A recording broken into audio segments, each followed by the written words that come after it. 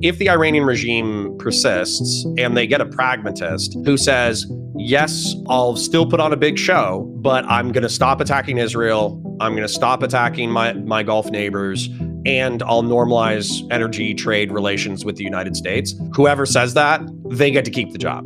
They're the people who doesn't get killed. And so I'm kind of thinking that you probably could airstrike your way into that guy. I don't know why we think that. The fact that they've replaced the supreme leader with his son, whose wife was killed in the attack, whose parents were killed in the attack, I think it shows that the regime is doubling down. But what we've done is there's a whole bunch of key holders, people who hold the keys to power within Iran. And what we did is we killed the top level of key holders. And so now there's a scramble for power. There also might be opportunities for more pragmatic key holders to seize power. We can just kill until we get what we want. I'm wondering why we think it's a strategy that's likely to work. This is after the killing of these children, repeated insults to their country. We had massive amounts of death of protesters, the people who were really against the regime. And so I just have no reason to think this won't have the opposite effect. It reminds people of the Iran-Iraq war and will have the opposite effect of entrenching the regime or creating like a failed state or something. My brother, how Excellent. you doing? I love to be seen and heard. How are you? I'm doing well. Well, I don't know how well I'm doing, Connor. This war, man. I think that's fair. So lay it out for me, because I have a feeling, if I could lay out my suspicions on how this is going to go, we're going to agree on the morality of launching the war. We're probably not going to agree on the morality of the war itself. And we're probably not going to agree on whether or not there's legal or historical precedent for this to be happening without being like an impeachable offense. But if you want to lay out your groundwork, I'm happy to hear it. Man, you're getting right into it, bro. This is. We don't have to. If you want a little bit of foreplay. Hey, no. How are you? How's the family? All that kind of stuff. We can do that. I mean, I'm shocked, Connor. I mean, this is like a level of efficiency that I didn't expect it. And I think I'm just tired. So I know that I have to be efficient, because if we go everywhere, then I'm going to get my ass. You're like, I'm my brain is going to turn to soup very quickly. But that's okay. I'm here for it. I love it. Happy to get into it. But I do want to say, my best to your family, my best to your life. I hope everything's going well. I can lay out why I'm Mama points and the little pointses are happy and healthy and good. All that stuff. So we're doing that's good. Wonderful. Do they do they do Easter or something? What's coming up? That's next month. Yeah. Right? I mean, I think Easter's in April, but I also haven't paid attention for a while. But yeah, we do major religious holidays with the family. Okay. Well, I hope that the bunny gives them good. I don't know, dude. I don't know what the bunny. Yeah, does. I hope they get 10,000 pounds of chocolate from the Easter bunny. Yeah, me too. Well, why did the bunny come into this whole like religious thing? It seems kind of like heretical. You gotta watch the South Park episode. So there's this classic South Park episode involving the Pope and the bunny, and they do a spoof on the Da Vinci Code for it, where there's like a giant conspiracy about why a bunny is associated with Easter, and then it turns out that whoever was the first head of the church who was at the Last Supper was a rabbit, and that's the conspiracy theory. And so what ends up happening is they crown a pope, or they crown a pope, and it's a rabbit because they're descendant from the original pope. And what ends up happening is they ask the pope, like, what should we do now? Should we bomb abortion clinics? And then like the Easter bunny doesn't say anything, and it's like, when Jesus said love your neighbor, did he really mean that? And then the Easter bunny doesn't say anything, and then as a result, things get better because the Christ vicar on earth is silent. Well, I will have to. I think I've watched that episode a long time ago. And does like Randy go crazy and it's like a cult thing or something? I don't know, but I'll have to rewatch that. I'm sure it's a subplot for sure. Yeah. Before we get into the substance, though, thank you for that digression on Easter. Are you a dark centrist? Did you watch this video from PF Jung? I haven't watched I probably am, but I haven't watched it from PF Jung, and I also feel like I love Paul, but I feel like he stares into the abyss for too long. You know, I think the abyss is staring back a little bit on him. So before I adopt or reject anything, I need to see it for myself. Yeah, no, I would encourage it. I had a bit of difficulty like understanding it, so maybe you could help inform me once you watch it. All right, let's get to the war. Okay, this is why I'm not feeling great about the war. I'm not feeling great about the war because A, I think that it's illegal. B, I think that it's not going to produce the results that America, or at least Trump, in some states of mind at some moments claim is the goal, and what I think is at this point just undeniably one aspect of their policy with Iran, which is regime change. I think it's not going to be effective at that, and I think it's unjustified, and I think that it's also an opportunity for him to try to claim extravagant powers domestically, and I'm concerned from a libertarian perspective, from a rights perspective, about what that's going to mean for the country. And so, yeah, just like it very much feels like the government is lying to us constantly. They're changing their story constantly. They don't even have their messaging done. People are dying, and there's not a good reason for it to happen. Not this way, and not this policy. I don't know, man. Kind of blackpilling a little bit.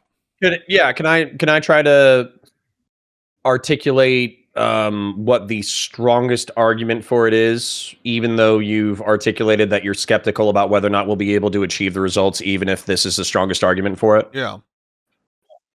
Okay, so the strongest argument for it, in my opinion, is the fact that if you look at proven oil reserves worldwide, it's really divided between three locations.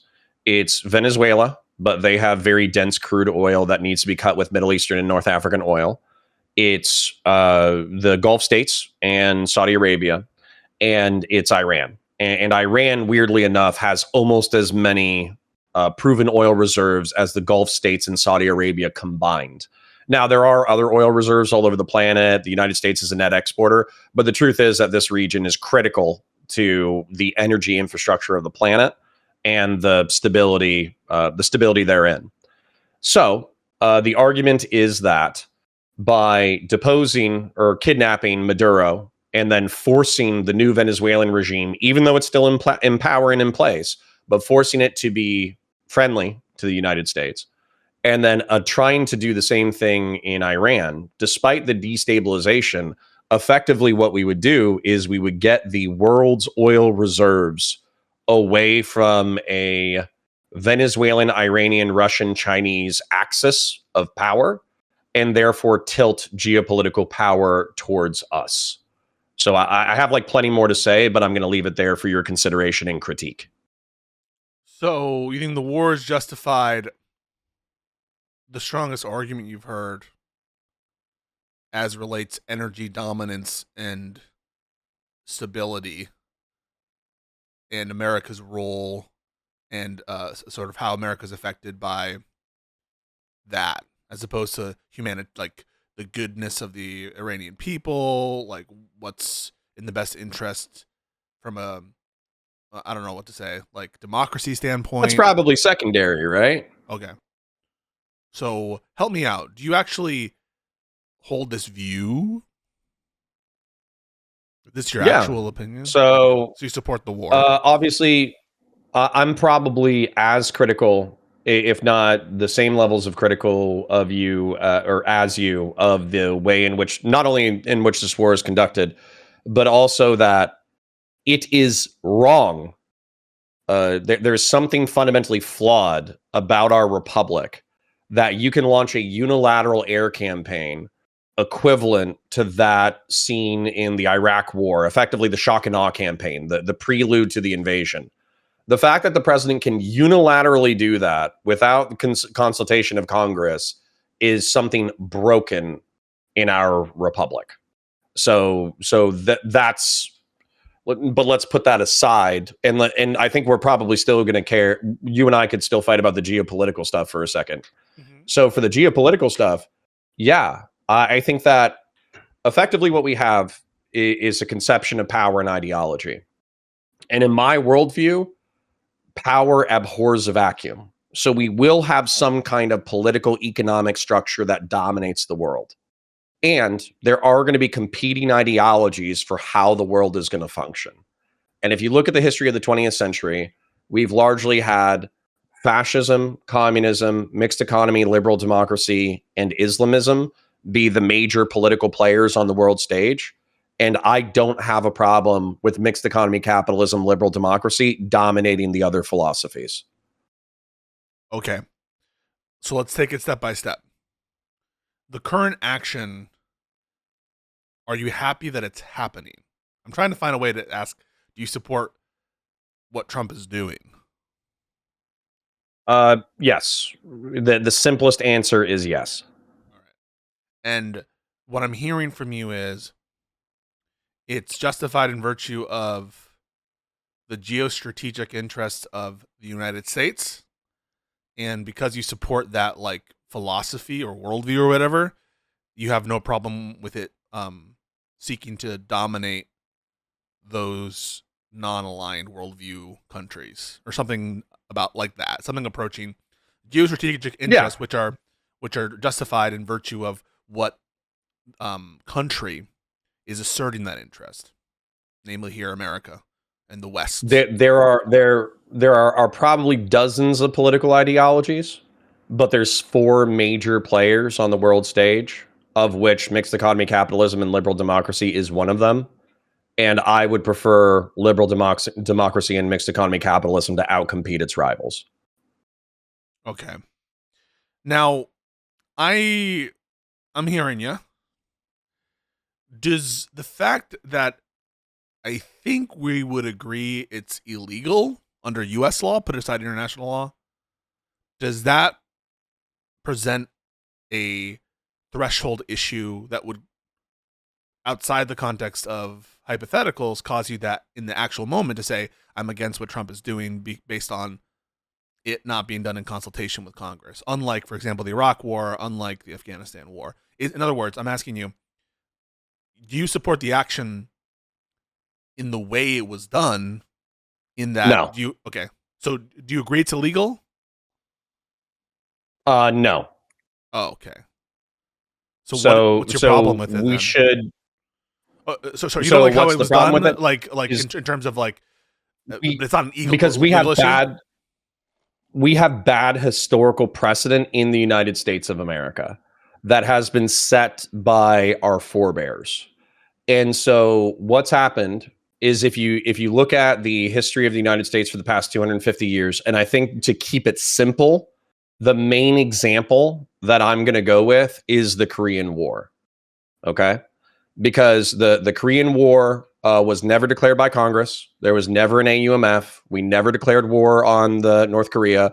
We conducted a aggressive air campaign in the North. We lost 36,000 troops in the Korean War. And yet the way that we got around declaring it a war, despite it being one of the most high casualty incidents the United States has ever been a part of, is whoever the president was at the time, I forget who it was, but they said it was a police action. They said that we were enforcing a United Nations charter, and therefore it's not technically a war. Therefore, I don't need the consent of Congress. And then he deployed without Congress's approval or direction. Yeah, but that's just like fuckery. Truman is just you say it's fuckery. You say it's fuckery, but at the same time, I would also take a look at the outcomes of the Korean War, because if you asked me, there are plenty of online lefties who have the historical memory of a goldfish. And if they ask me for when has American intervention ever produced somebody good or something good, Korea would be an example of mine. Because if you look at the nation state of South Korea, there are tens of millions of people who are living an obviously materially better life than their northern counterparts. And they're effectively a part of the modern world. And if we hadn't intervened, they would have been under the Kim Jong-un and Il dynasty. Yeah, but I'm just hearing an argument. It sounds like that the action produced good results. I'm not really hearing. I thought we were sort of talking about whether we thought it was legal or not, and I thought you were pointing to me to like, well, okay, people have done things in the past, and I agree. The Korean War is an example without statutory authorization. But is the argument that it didn't break the law when he did that? Well, let me ask you this then. So in your opinion, is the Korean War illegal? Yes. Okay. So if let's walk through that real quick because I think it's going to be a direct analog to Iran. So does the president have the ability to like marshal and deploy American military services in the event of emergency without the consent of Congress? Only in the case of imminent attacks against itself. Sudden attacks against itself. That's it. Imminent attacks against who, the country or American armed forces? Less clear. I would say in the case of U.S. armed forces who are there pursuant to some lawful exercise of that's sort of envisioned by Congress in the terms of deployments, then I would say that they have the president has inherent authority to defend against a sudden attack like that. But it's necessarily limited in that it needs to be sudden, and without drawing a precise time at which prolonged hostilities cross that threshold. It is just for that specific circumstance of sudden attacks and being able to use. But at a point in time in which it becomes clear that this thing is going, you need to go to Congress. That's my answer based on the Constitutional Convention, the conversations about what these people understood they were doing. So there used to be, instead of Congress has the power to make war, they changed it from make war to declare war. And when you look at the actual conversations, Madison says, well, we did this because we didn't want this to be misunderstood, to not give the president authority in the case of sudden attacks to use the military. But for everything else, like Madison is clear that they want Congress to be in charge of war making for everything else. Sure. No, I still feel like we're piecing that apart. So hold on. So let's say that I'm the president of the United States during the Korean War, and that we have UN peacekeepers, a portion of whom are American soldiers who are deployed to South Korea.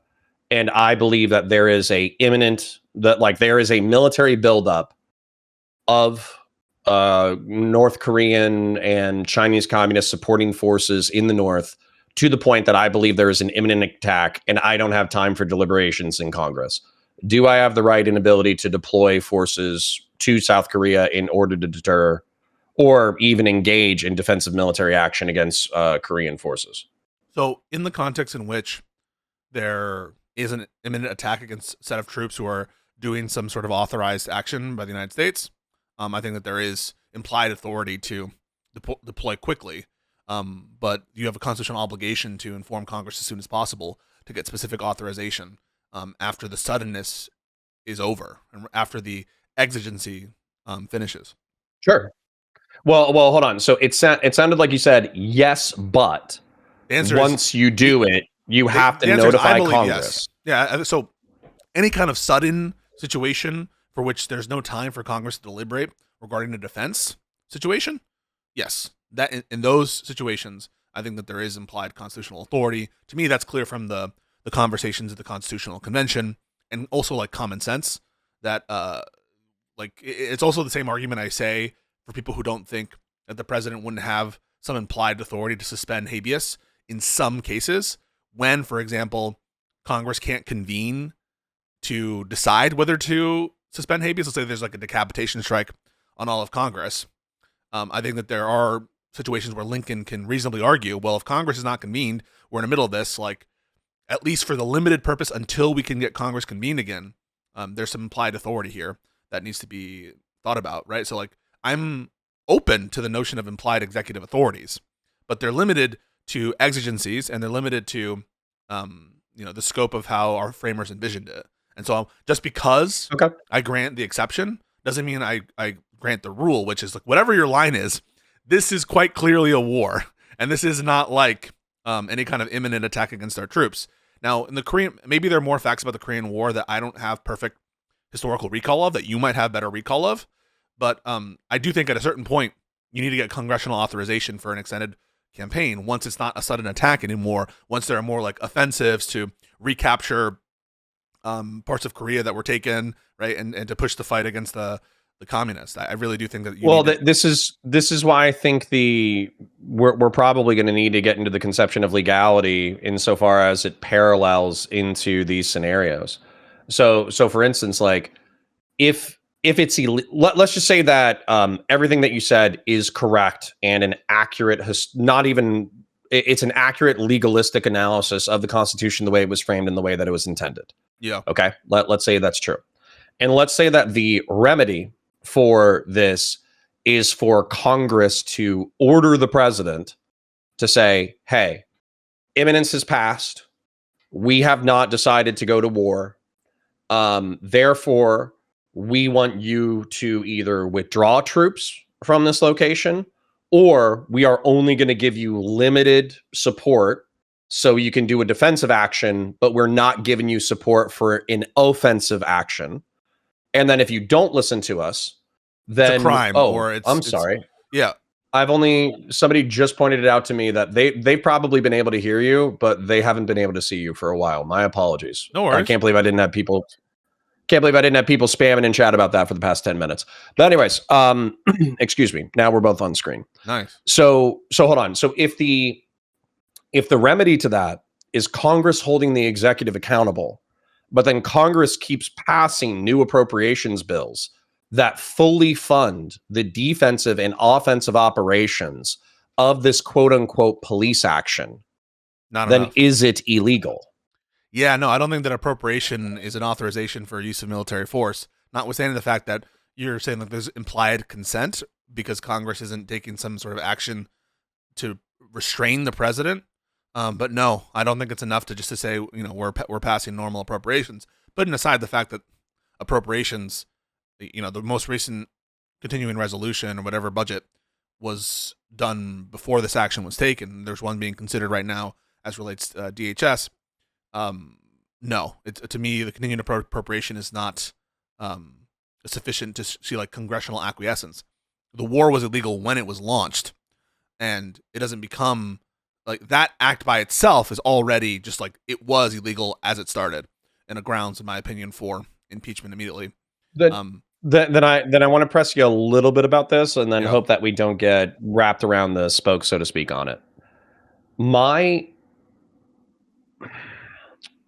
frustration with your appeal to legality is, let's say that we have let's say that we have the case of O.J. Simpson, and I hope you guys are able to track my analogy. I'm tracking. We have the case of O.J. Simpson, where I believe, as a fact of the matter, that there is proof beyond a reasonable doubt that O.J. Simpson was guilty of the crime of homicide, right? I felt like he was faking the glove incident. There was blood spatter found on some of his personal items. The knife was found in his home. He had motivation. He was stalking and harassing his wife and boyfriend.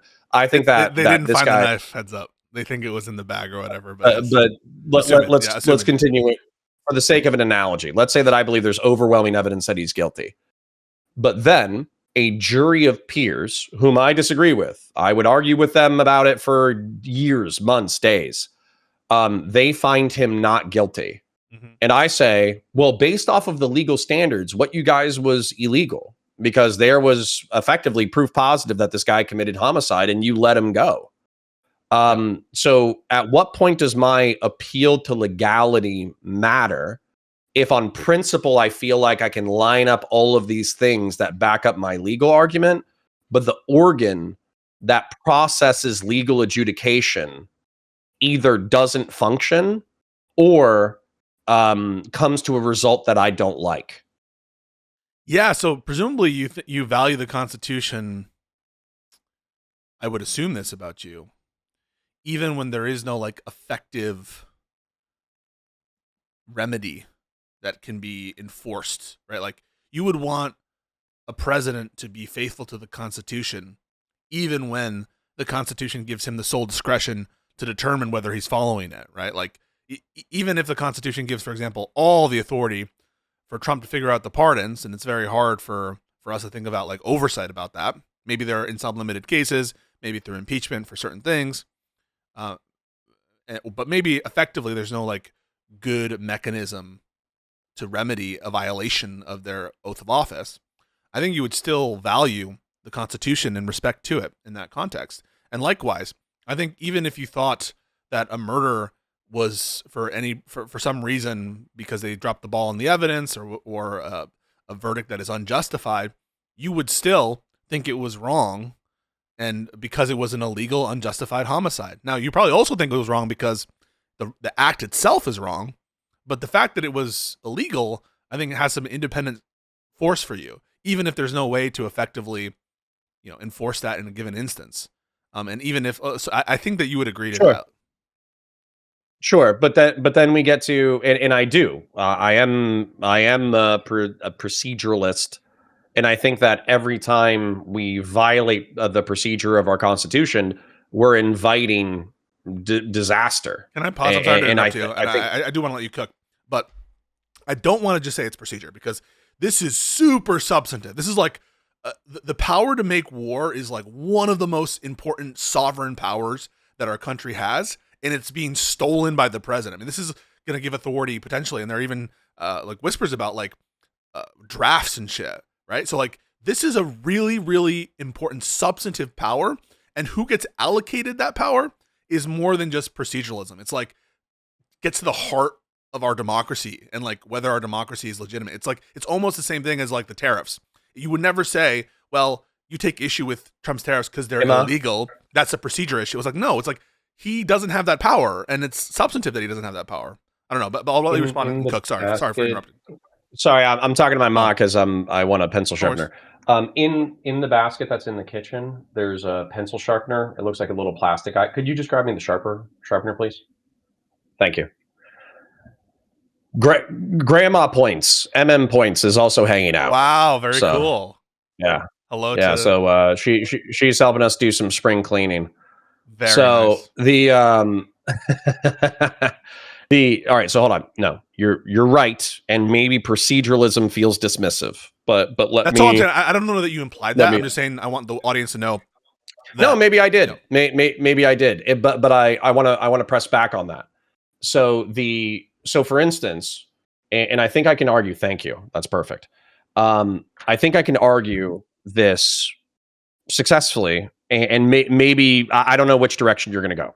Okay. Sure. Yeah. So let's say that I appeal to historical norm, where I just go through a series of conflicts that we've had in the United States stretching back 250 years, in which Congress had minimal consent or no consent to armed conflict on behalf of the United States. Right. Yeah.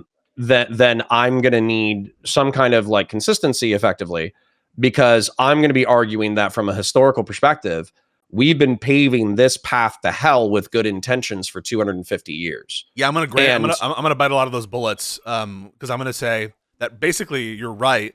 Up until the Korean War, there is a precedent of Congress getting involved, at least with statutory authorizations. Putting it aside, for me, the formal declaration of war itself isn't the important part. It's about the fact that Congress is passing some sort of authorization, whether it's a formal declaration of war. Can I bring? Yeah. No, sorry. Finish your idea. Yeah, just that like there's a pretty decent track record of up to the Korean War, this being what Congress did, getting minutely involved in this this kind of shit. And then after that, we still have certain cases like, for example, Vietnam, Iraq, Afghanistan, where it's I think sufficient condition for me to be in support of the action that it be legal. And I'm just going to bite the bullet that to the extent that the interventions in between done by Obama, done by Clinton, done by, yes, Clinton, yes, Bosnia, yes, fucking Libya with Obama. Libya. Yeah. Syria. Syria. Okay. I mean, that was going to be my entire counter argumentation. So if you're just kind of granting it, then yeah, I'm okay with the only reason why I would. Well, I will say though, I would just want to articulate it for the sake of the audience. That's the only thing I would want to do. For Syria, I will say I think that there's a difference between the attacks against ISIS, which is literally an outgrowth of Al-Qaeda, where I think that certain strikes and again, a lot of it is like funding rebels, and I don't think that's the same thing as making war is like funding the Kurds or whatever. I don't think that's at issue. A lot of that is appropriations anyway. But in general, so putting aside the issue of ISIS, where I think that there arguably is a good faith under the original authorization related to 9/11 to attack ISIS. With respect to like attack, I don't know if Obama bombed the regime, the Syrian regime. Maybe he did. No, I I think there was one airstrike against an airfield in response to alleged chemical attacks or something like that, but it was very limited. And I think it took out like Russian logistics support networks. We never, at least to my knowledge, to what I don't remember, we might have covered or provided like air cover to special forces and Kurds. But that was during like active engagements with ISIS. And Obama, I think, went to Congress to request like, hey, do you guys want to go to war with, or do you want to authorize me to take strikes on Syria? And they're like, no. And that should like inform us about something that like, if the Congress people, the representatives of the people, are unwilling to sign off to authorization for the use of force, and we're worried that by putting it in the hands of Congress, they're actually going to reject a lot of these wars, then that's kind of like a tacit acknowledgement that our leaders recognize that putting it to the vote of the people's houses is not going to produce the same result, because the people, at least intuitively in their minds perhaps, are less in favor of these actions. And or whatever the rationale is, it just belies a guilty conscience almost. That I'm not sure I can prove that, but this is the argumentation that you and I are going to be lockstep in. And so this is where we're going to be in lockstep. So I can appeal to the Iranian, let's say the Iranian regime gets overthrown and it's the equivalent of South Korea and tens of millions of people are freed from an authoritarian regime and we have normalized trade relations. That's not an appeal to legality. That's like an appeal to consequence. And by the way, we know there's going to be a lot of chaos and bloodshed in the interim leading up to that result. And that result isn't even probable. It's just possible. Right. And there's a whole bunch of other shit that's on the table, because you can look at other possible, right? Because you can look at other interventions, and I don't know, like, is there a single intervention? Libya, you could look at Libya, you could look at Syria, you could look at Vietnam, the entire Arab awakening in the Middle East and North Africa. Yeah, so it could be really bad. And I think in order to justify me saying like we're going to violate the Constitution, I have a very high burden for like a knowing violation of the Constitution. It's going to have to be like civilizational in question, and for me, like not even. And I mean this literally. Sorry, one second. Fucking hair is messed up. I'm gonna fix it. I think it looks great. I think you look like a middle schooler about to go play. Throw some baseball with the friends. Hell yeah, okay. After school. I think that's what it looks like. Okay. Someone check this guy. This is. I mean, I knew some Hispanics in middle school who had full beards. So. True. What I'm saying is like, for me to knowingly endorse a president, like violating the law, it's going to have to be a very high threshold showing. Maybe if we're getting into like tens of millions of lives, we're approaching it. But that's like that is the like size. It needs to be existential for this country. That's how important it is for me to like maintain this country. That might seem like an insane thing to say, but like that's just how much I value. I'm with you. Yeah.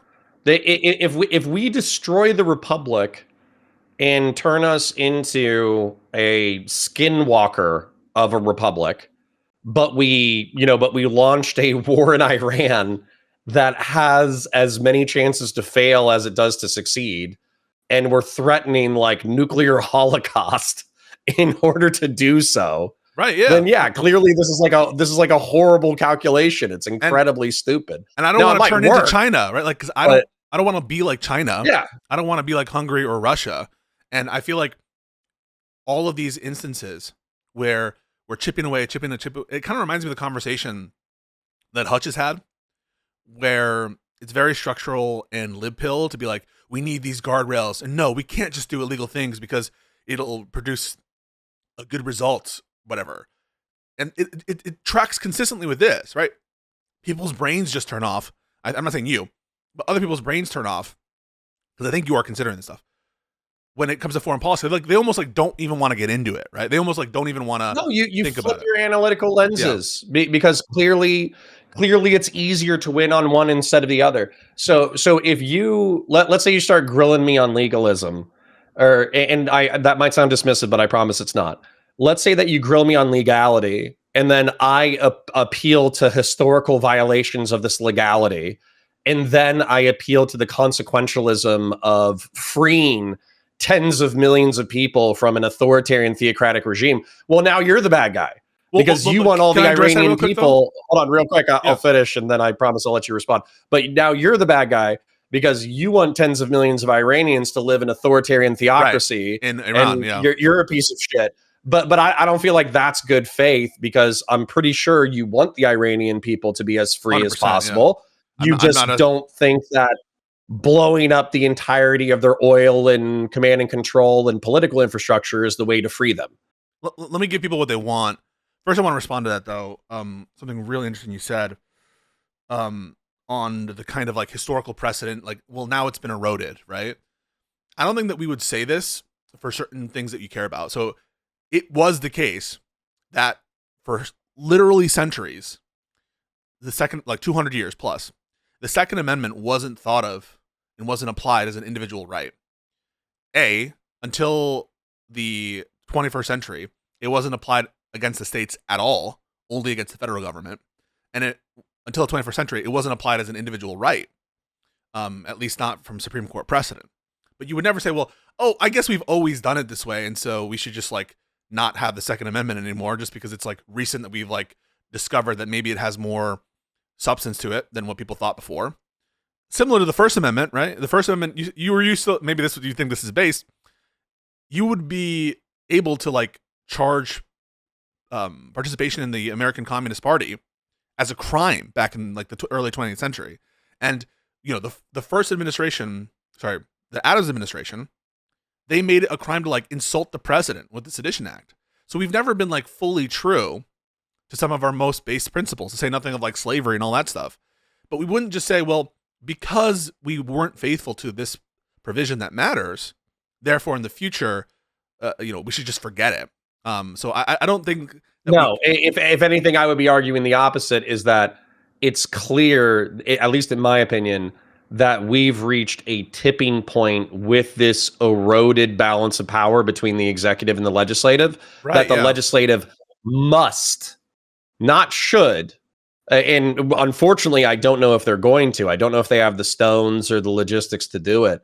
But if we're going to preserve the republic, I think they must reassert the balance of power in reference to war making. Right. And this is also to the Hutch argument too, which is Hutch is arguing against people who say, well, Trump already did these political prosecutions. He already did this kind of stuff. And so the gloves are off. But I don't think that we're, just because Trump has disrespected it, or indeed, in the case of you might even have a better case for the war power specifically because it's been a bipartisan, and some of the darlings of the Democrats have been the most flagrant. In some ways, you can almost argue that the Bush administration, the second Bush administration, was more faithful to this specific principle than Obama or Clinton were, because they sought at least some aspect of congressional authorization, putting aside obviously like the consequences of what they did respectively, on which reasonable minds can disagree. I think the reasonable minds can disagree. But okay, just like stepping back, I don't think that mere violation over time, and even a track record, a bipartisan track record of violation of a constitutional like theme, means that we shouldn't apply it. And then to the second point, which is about like, let me give you what you want, and then I'll let you respond. I know I've been monologuing. In my perfect world, obviously I want the Iranian regime to fall. I view it fundamentally as illegitimate. I don't think that theocracy is good. I think that they're, like, in many ways a fascist state. I think that they are absolutely, irrefutably funding terrorist groups. It is a national security issue with respect to America. So all that stuff is stuff I freely grant. And I do want, and if I knew that there was a really good chance that American intervention would produce the result of a Western-friendly regime, and that it was done appropriately, I might even sign on to that authorization. The problem is, experience shows that this kind of intervention, I think, doesn't have the best track record. And so from a policy perspective, I'm not convinced that it has a high odds in general. I don't think it'll have a high odds when the people who are conducting the policy don't give a shit about the Iranian people and don't have a mechanism in place to accomplish regime change or like de-Islamism, as opposed to like de-Baathification, right? Like there was actually an effort by the Bush administration to rebuild institutions, to reconstruct things, to de-Baathify, and you can take issue with all that stuff. But at least there was at least a seeming intent to do that. And so with the leaders we have who are liars, capricious, who don't give a fuck, I think it's even less likely. And we have the issue of it being illegal and done unilaterally. So all of that stuff means that I don't think that the outcome we want is likely. And even though I would want, obviously, the Iranian people to be free. Sorry, I just monologued. Yeah, so maybe for the sake of contention, we should move into the legalistic insofar as justifying it in line with this history of erosion. But I think before we do that, and I think we could analyze it step by step and effectively see what we think, what facts or whatever. Just to explain that to the audience real quick. So what Conor, I think, suggesting, and you tell me if I'm wrong, is let's assume the previous actions like Obama, etc., were legal, and see if we agree that this could be distinguished from them in the sense of legality, so one could take the principled position across time that what Obama and Clinton did was legal, but that this is different than that and illegal. I do, and that's interesting to me. We might disagree on the underlying facts, or that'll be where the contention is. So I think that'll be an interesting part of the conversation to have. Before we do so, though, I want to make it clear that just because effectively what I'm positioning myself to be a devil's advocate on behalf of the administration in order to make argumentation along the erosion of the balance of power, but for me, where this is snapping, where it's pretty clear that Congress needs to reassert its authority over war making is, for instance, in the Caribbean. So declaring random civilian vessels, narco terrorists, and blowing them up with zero due process under the 2001-2002 AUMF, that's clearly a massive departure from the AUMF is incredibly vague, but it's still an obvious departure from the AUMF. 100%, yeah. And then, so I almost think the 2001-2002 AUMF needs to be repealed because it's so vague. And administrations, both Democrat and Republican, have interpreted just wild connections between what that authorizes and what they want to do, for sure. And everything you just said makes total sense. I just want like your view. I just want to finish that concept real quick. Okay. So basically, the other part of that is trying to stretch trafficked drugs that are voluntarily consumed, like fentanyl, into a weapon of mass destruction. So you can say that Southern and Central American gangs are effectively terrorist organizations that are actively conducting terrorist attacks against the American people. Therefore, we can drone strike them anywhere that they exist, is again such a clear departure from the intent of the 2001-2002 AUMF that asserting it is almost laughable. Right, but so I think the courts and Congress need to reassert themselves over that. Right. But the reason when you say that it doesn't cover it and that it should be reasserted, I think you would grant this. I don't know that you would not. So I'm not trying to say like you're contradicting yourself, because you might even just grant this. I think you're granting that the AUMF needs to be complied with, right? To the extent that you're not complying with the AUMF, you're doing something that you shouldn't do. In other words, you should comply with the AUMF, right? Yes, but I think that in 2001, 2002, when this was first drafted, we really didn't know what we were getting into with the war on terror. And I think that the language effectively is like, not only can we take action against Al-Qaeda and its affiliates, but we could also take action against any government officials or organs that have aided Al-Qaeda and its affiliates. And then we're also authorized to attack. And sorry for the chat, there's some people who are confused. AUMF is authorization for use of military force. We never had a declaration of war, I don't think, against the nation state of Afghanistan or Iraq. What we did is we used an anti-terrorist AUMF in order to justify us. There was two. So we had an AUMF for Iraq. Yeah. So you're absolutely right about the AUMF for the Al Qaeda stuff. That being the basis for a lot of people to go to war on things that seem like tangentially related. So that absolutely is true. But there's also a separate AUMF specifically for Iraq.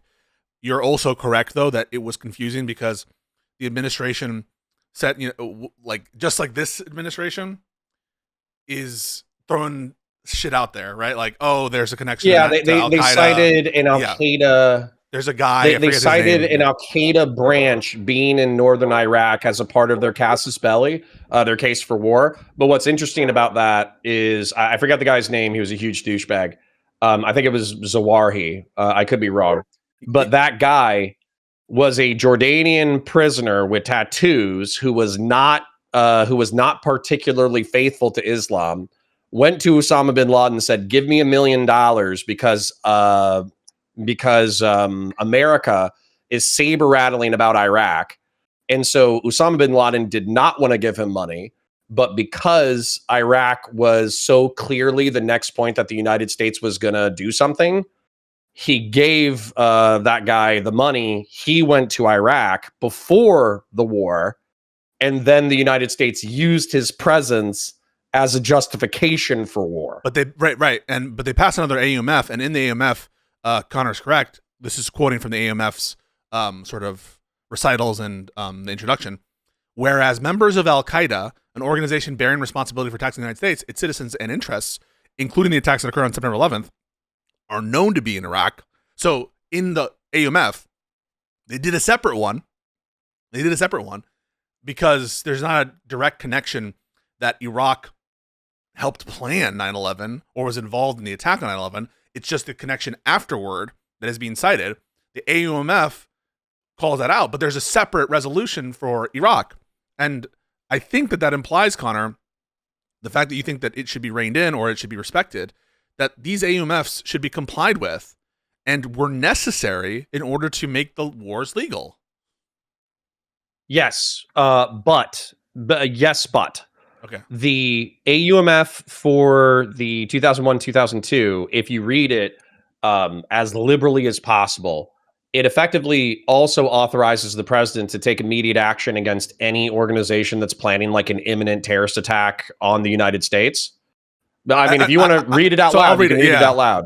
I'll read it out loud. I know that some presidents might, in bad faith, like say that or claim that. I don't think that's a fair reading. I'm sure of it's the bad AUF. faith, but quote, if you want to read the, I'm not. But I just want to be clear. I'm not denying that some people read it that way. So what Conor is suggesting, I agree that there are some people who I think are bad faith or executive maximalists will read it that way, but I don't think it's a reasonable one. So this is the quote: that the president is authorized to use all necessary and appropriate force against those nations, organizations, or persons he determines planned, past tense, authorized, past tense, committed, past tense, aided or aided the terrorist attack that occurred, past tense, on September 11th, 2001, or harbored, past tense, such organizations or persons in order to prevent any future attacks of international terrorism against the United States by such nations, organizations, or persons. So yes, there is a appeal in the AUMF that says this is done to prevent future terrorism, but the use of force is only authorized against such nations, organizations, or persons that did the thing.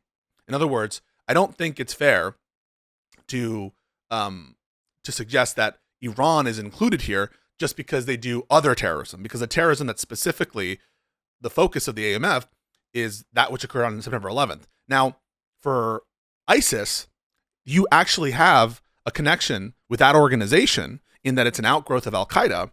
Like, I don't think that just changing your branding makes it so the AUMF is no longer in force. But like, there's a direct path with ISIS to Al Qaeda, and there, right, you're going against an organization that was responsible in some way, right, for the attacks on September 11th in order to prevent future acts of international terrorism. That's a lot more of a clear case of use of force. At least I'll say that it's a reasonable argument than like Iran, which is an enemy to Al Qaeda, Iran, which is not aligned with ISIS or Al Qaeda.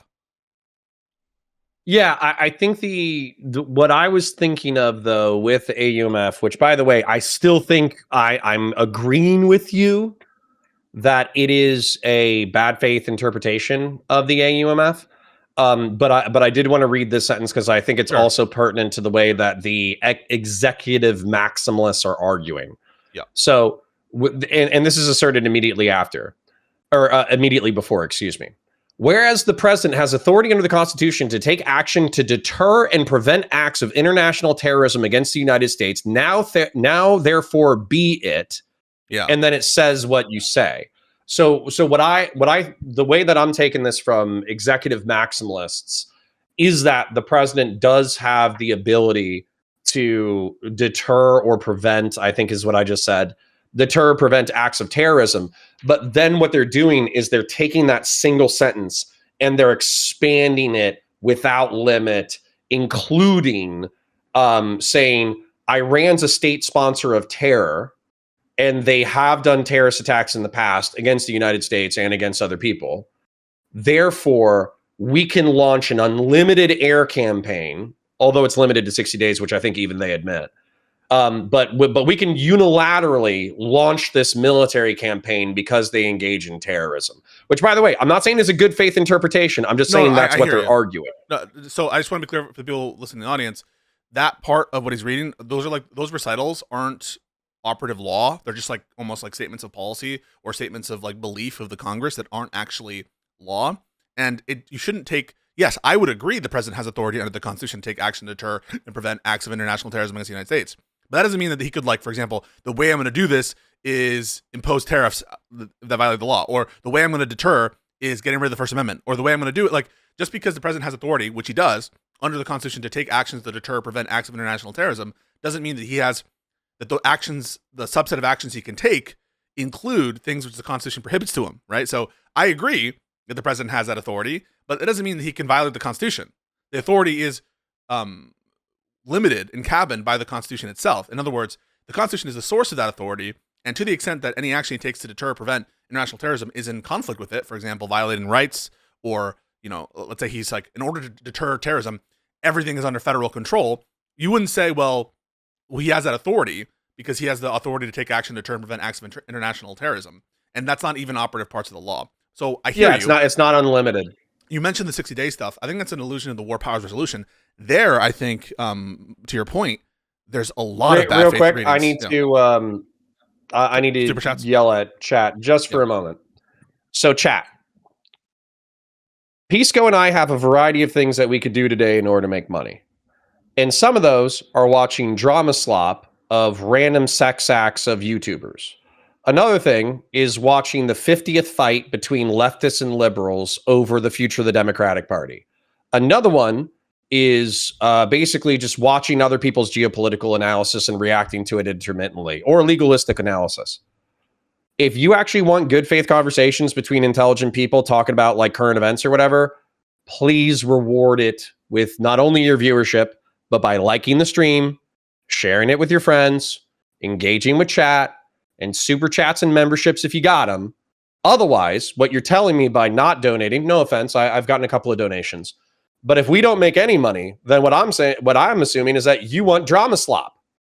That's what you're telling me. You just want endless drama slop. Who had sex with who and why and who's upset and all that kind of crap. So anyways, put your money where your mouth is. No, appreciate that call. Thank you, chatters, and I appreciate you viewing and supporting all that stuff. So that's the first part, which is I agree that is, and I know that Conor is not asserting that is his view. I think what people will do is they'll do that kind of analysis, be like, well, the president, you don't think the president could like prevent a terrorist attack, and you don't think the president can do stuff to prevent attacks, like, and they'll keep it in those general terms. Their answer is like, yes, they can do some stuff, but they can't do everything. And on the War Powers Resolution, this kind of 60-day window, people misread this. And even Obama, it pisses me off so much. This OLC opinion written under Obama justifying the Libyan intervention legally. They're like, the War Powers Resolution impliedly asserts that the president has authority to like actions for 60 days, which is just not true. The War Powers Resolution specifically disclaims that. It says, don't read this as authorizing any particular thing. In their policy statements, the Congress is expressing its view that the president only has authority pursuant to statutory authorization, a declaration of war, or this ability, implied power to defend against sudden attacks, right? There's like an implied power. So the war power That's resolution going to be the next step, in my opinion. Let's get to that. I want to move on to the frame of reference, which I thought was super interesting, which is the historical one in a second. But the war powers resolution does not support the contention that this is legal. And so I just want for you and me, given that you want the executive power to be reined in, surely you would agree that the best faith interpretation of what the law demands is that this current action is not in compliance with the structure the framer set out, and therefore illegal. I want to test that logically through the next steps. Now, I'll concede that I don't think it's good faith in line with the intention of the founding fathers. But I literally, because you said imminent attack multiple times, I want to test that theory with you now. And there will be some edge cases where it'll be a hard case, and I'll say it as much. But yes, go for it. Okay. So I'll try to be as brief as possible, but I think I need to set up the groundwork on which we're operating. So regardless of Donald Trump, we do have aligned interest with Arab and Israeli allies in the region, both for security policy and for energy policy. Obviously, Saudi Arabia is a huge ally, huge energy exporter. Kuwait is a huge ally, a huge energy exporter. Iraq is not necessarily an ally, but they're friendly enough for us. And then where they kind of vacillate between the United States and Iran. Then Israel has been an ally at least since, I don't know what, the early 60s. So we have allies in the region. And Israel might have a heterodox perspective on the Iranian regime, but effectively their perspective is we cannot let them get a nuclear bomb, because at that point they can do whatever the fuck they want with impunity and can engage in endless terrorism against us while also holding the region hostage with a nuclear bomb. That is their not our policy. That's their policy. Well, it's also the position. Do we agree so far? Yeah, but I think it's also the position of the American government, as well as good sense, that this regime, which you shouldn't trust, not get access to nuclear weapons. I agree that is a national security interest of Israel and also of the world and also of the United States. Okay.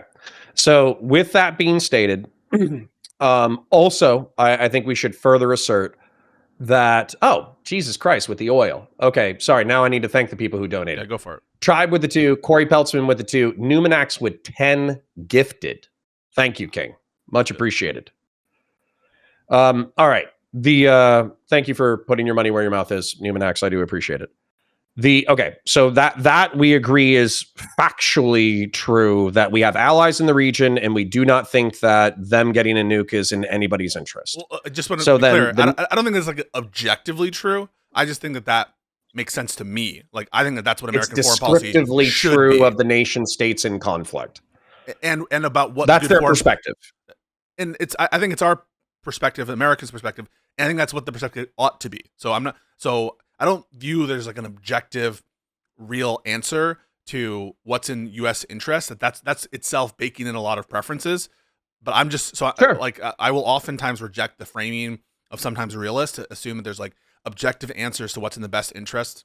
There might be a mutually assured destruction version of this, where we give Saudi Arabia and Iran the bomb, and then Israel, Saudi Arabia, and Iran are in a 3-way nuclear standoff until the end of time. But that ushers in more stability than what we currently have. Right. So all I'm saying is, yes, and I understand the example when it shows. All I'm saying is it's the reflection of my belief that this is what American policy ought to be, which is to limit the spread of nuclear weapons, including and especially towards states like Iran. So even though you could imagine a scenario like what Conor just provided, and if you were convinced of that, your opinion would shift. That's the way of saying it's not like quote unquote objective. It's just a reflection, I think, of our perspective on what is actually in the national interest given our views. And so that's what I mean when I say I believe it's in the national interest. And I agree that is what it should be. I do think the Mexican standoff scenario is pretty funny. But anyways, so the next thing, there's a Key and Peele with an Asian guy. They do a Mexican standoff, and it just keeps escalating. I'll send you the video. It's really funny. the Key and Peele skit that I watched recently was the baby one, where he bumps into a guy on a basketball court and he's carrying a baby. So the guy's like, "Oh, I don't even want to fight." And so then the dude just like straps baby armor to him, and then just like he has like a baby on every single arm and forearm and chest and all that stuff. And he keeps talking shit to him, trying to start a fist fight. I think 90% of their skits are just like the same kind of like intensification loop, where they're just like they do like 3 versions of the same thing. They're fucking with each other. Yeah. But no.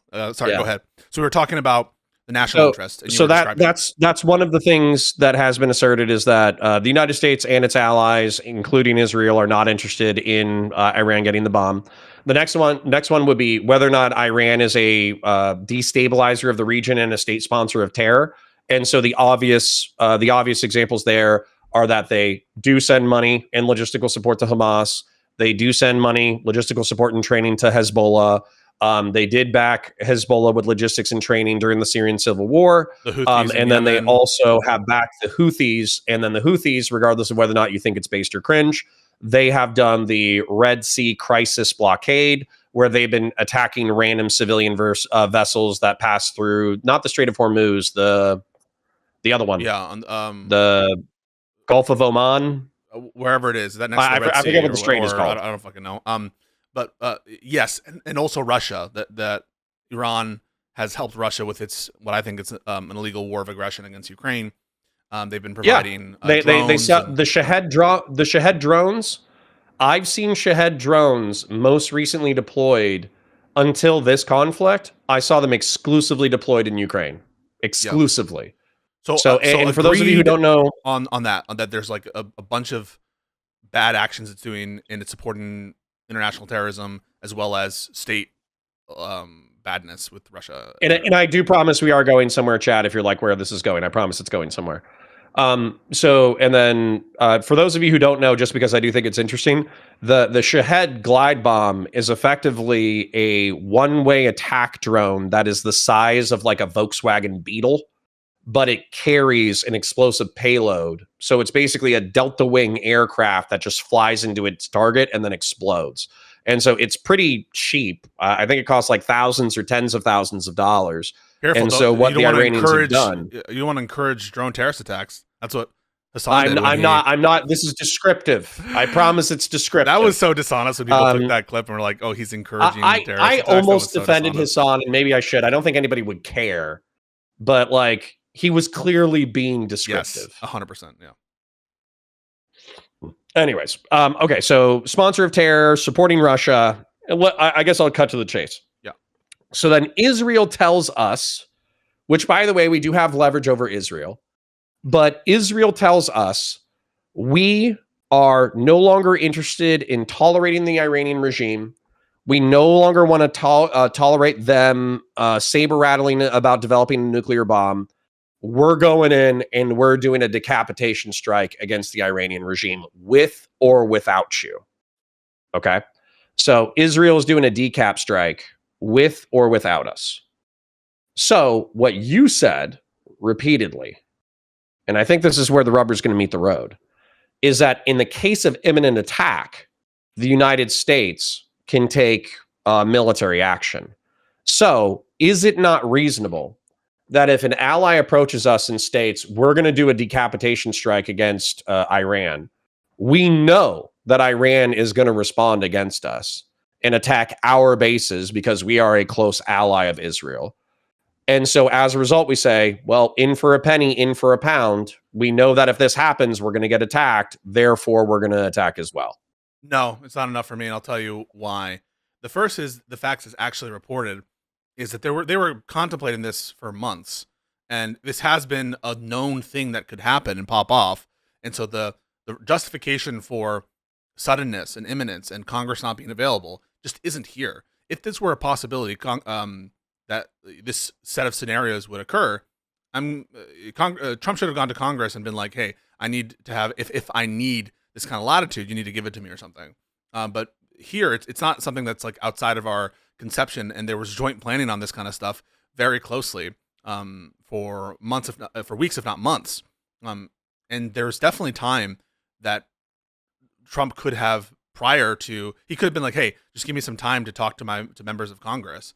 And there was time, like he had the ability to do that. That's number one in terms of the actual facts. And then number two, no, I don't think that you can justify just be based on like your prediction of what's going to occur if another country attacks Iran. I don't think that's enough. I think you need to show that an actual attack is imminent against you, and that you have intelligence to suggest that that's the case. I mean, think about how much assets we moved to the Gulf.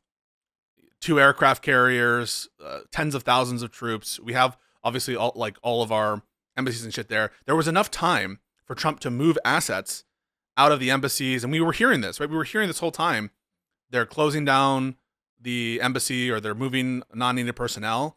And so, yeah, I think that manufacturing a counterattack by another nation, I'm not going to allow that to be an end run around the Constitution.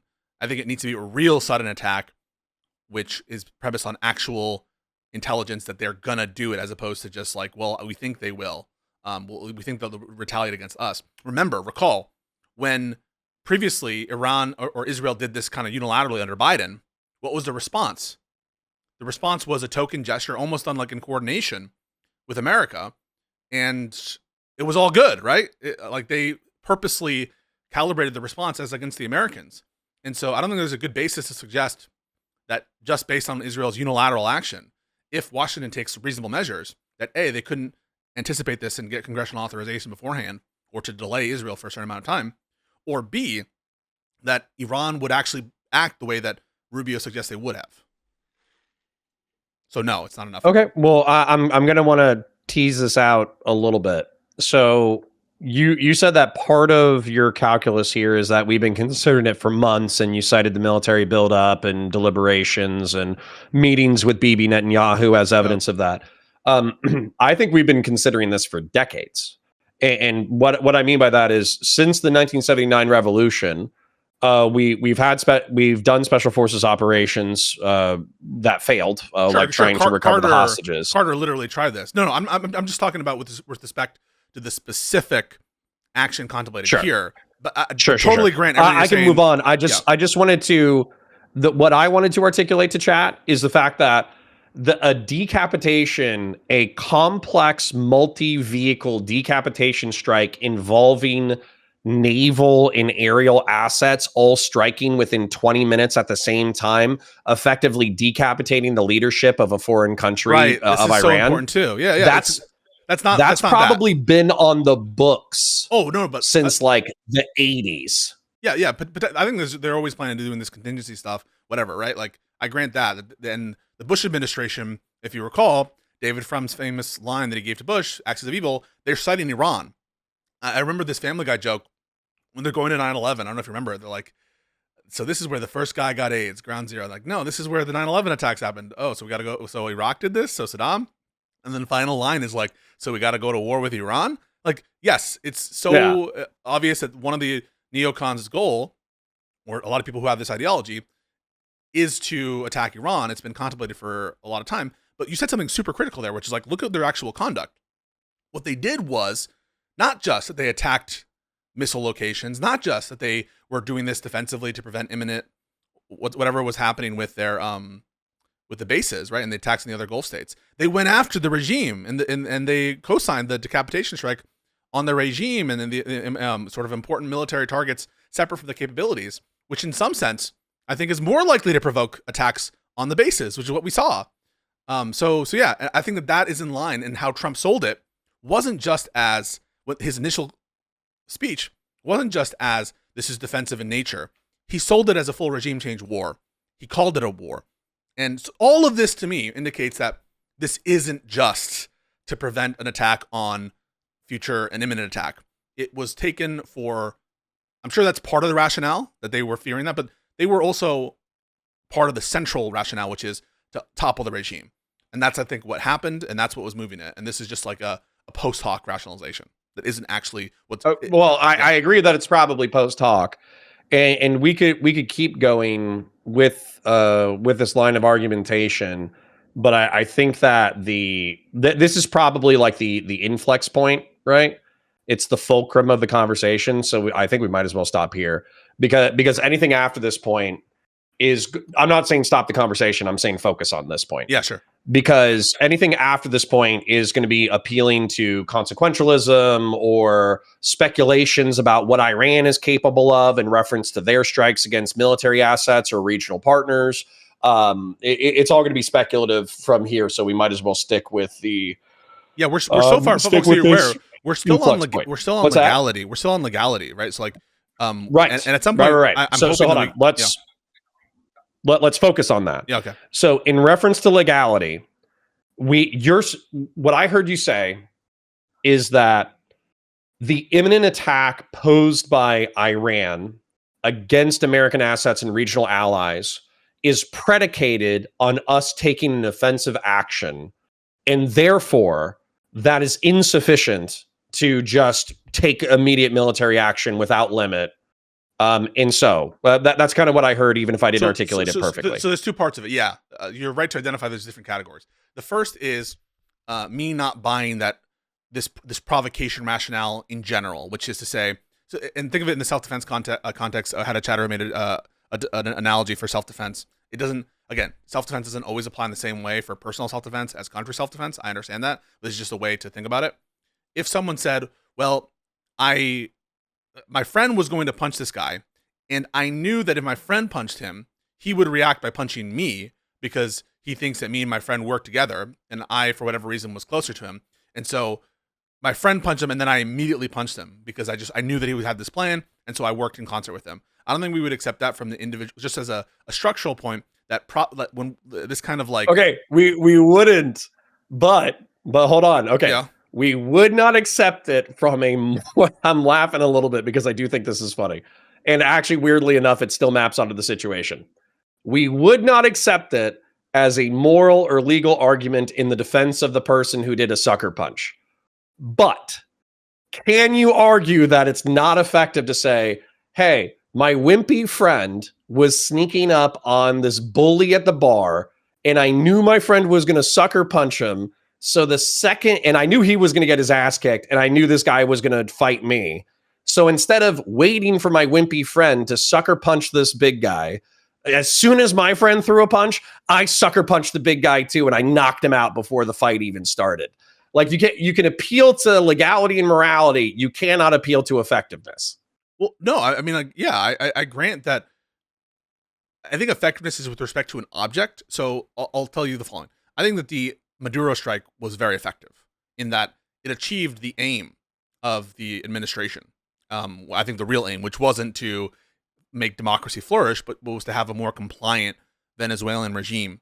And so I don't doubt that the Venezuelan abduction was like an impressive and strategically effective move according to the aims. Here, yeah, legally and ethically dubious, right? But effective. I would say disastrous, but yes, dubious is fine.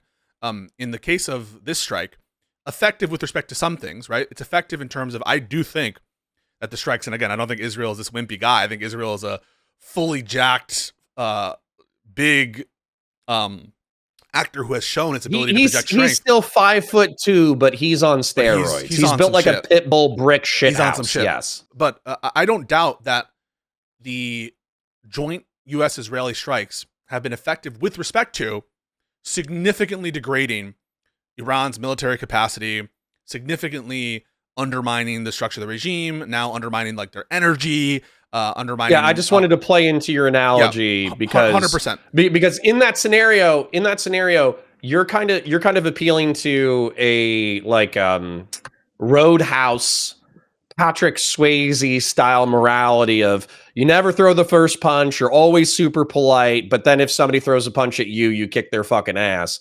Whereas people who have been in bar fights are probably like, well, I don't want to be like Patrick Swayze because Patrick Swayze in real life would get fucking stabbed to death or would have 8 guys beat the shit out of him to death. Therefore, if I need to throw a sucker punch in order to win a bar fight, I'm going to throw a sucker punch.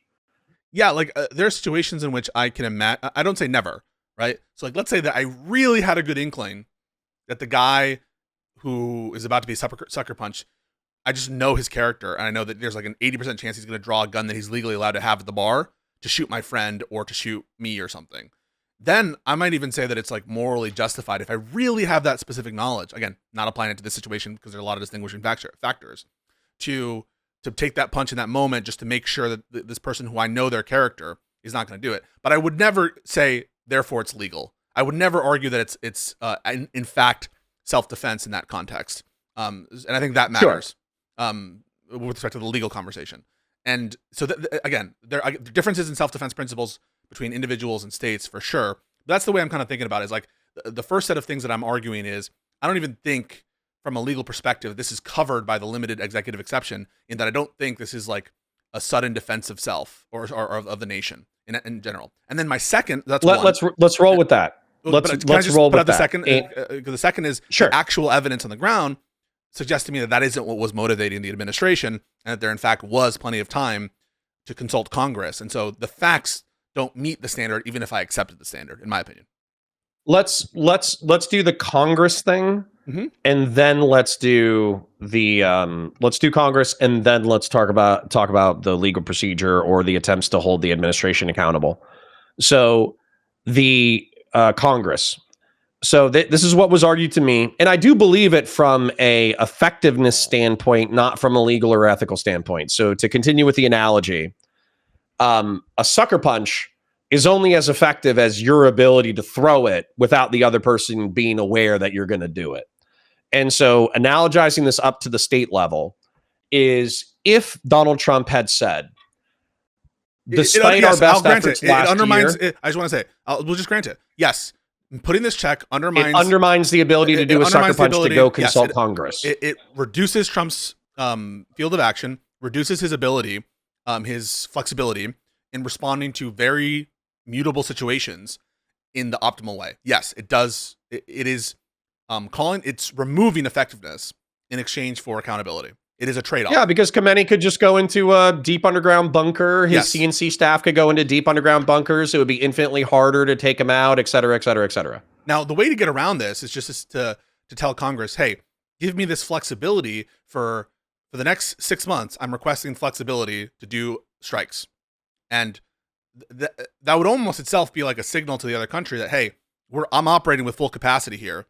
But it would I'll give you a year. For a year, the president has authorization to use the military in such a way that he determines is effective with respect to the Middle East situation, and that is authorized for a year. Then I would be like, okay, fine. He has that. But yes, the answer to your question is yes.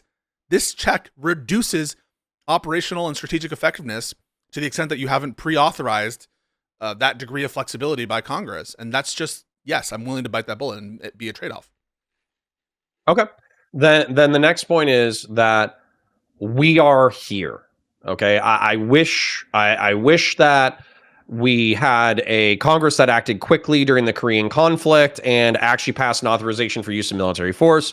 I wish the banana wars and the Indian wars of the 19th century hadn't been launched on flimsy pretexts, and then AUMFs or non-AUMFs were passed after the fact.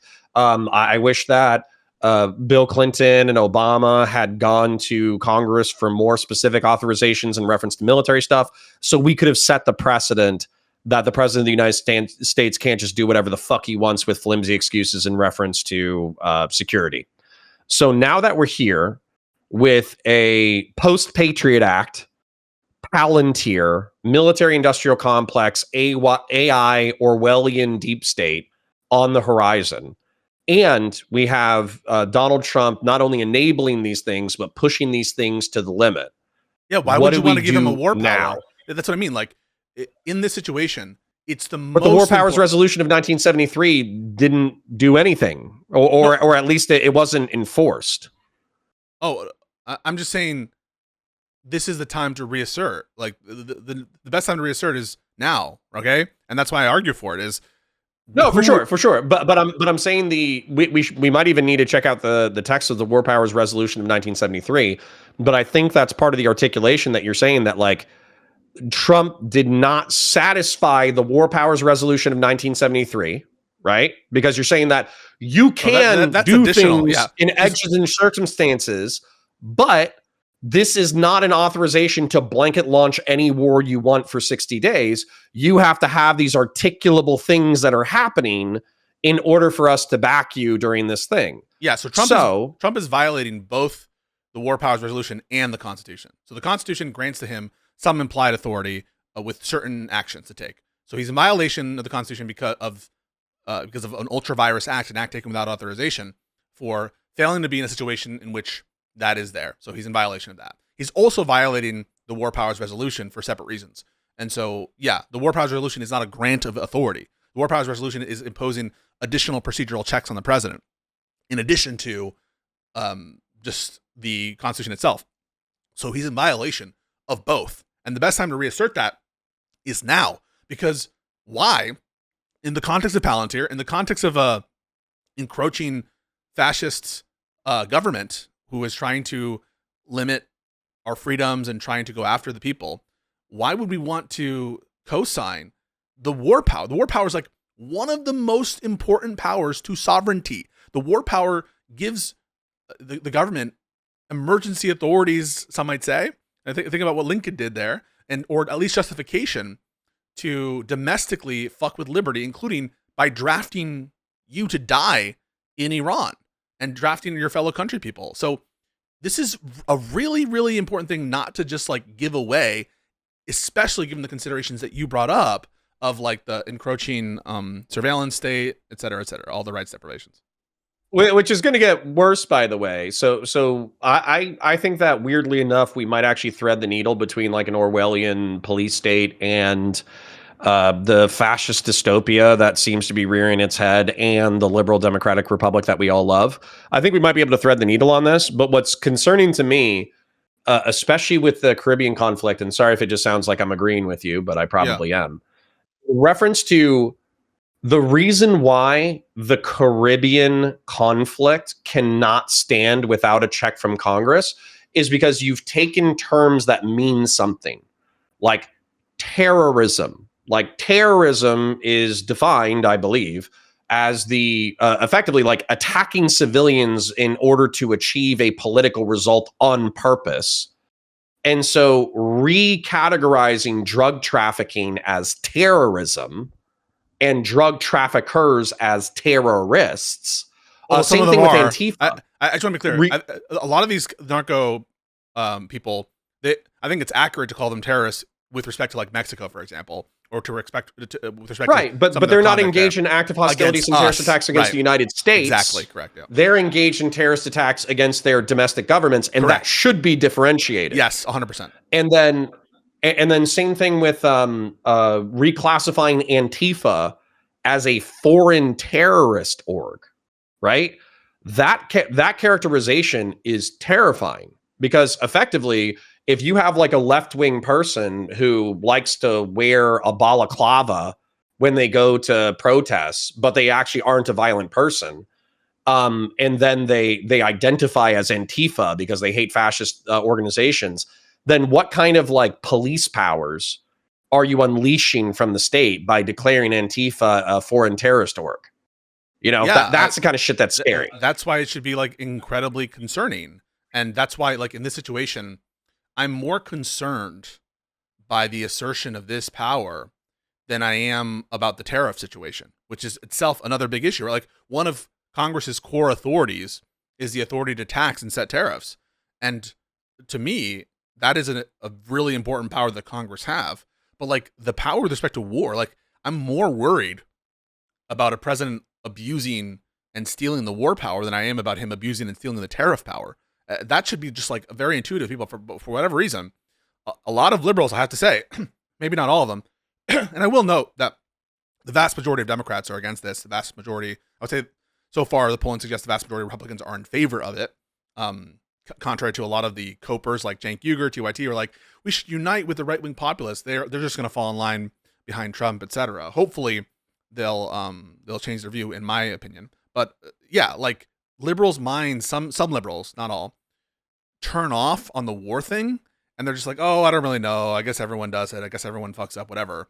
But on the tariff shit, they immediately stand up like, these are illegal tariffs. How can the president do this? It's Congress. And we all have our temperamental blind yes. spots, and I'll agree that liberals do have, because what they this isn't meant to be mean to anybody in particular, but they don't want to criticize. I actually think it's a tribal thing where they Obama, don't want to criticize Clinton. Bill Clinton for the Kosovo thing. They don't want to criticize Obama for Libya and Syria. They also don't want to, because Korea is part of like the humanitarian interventionist narrative.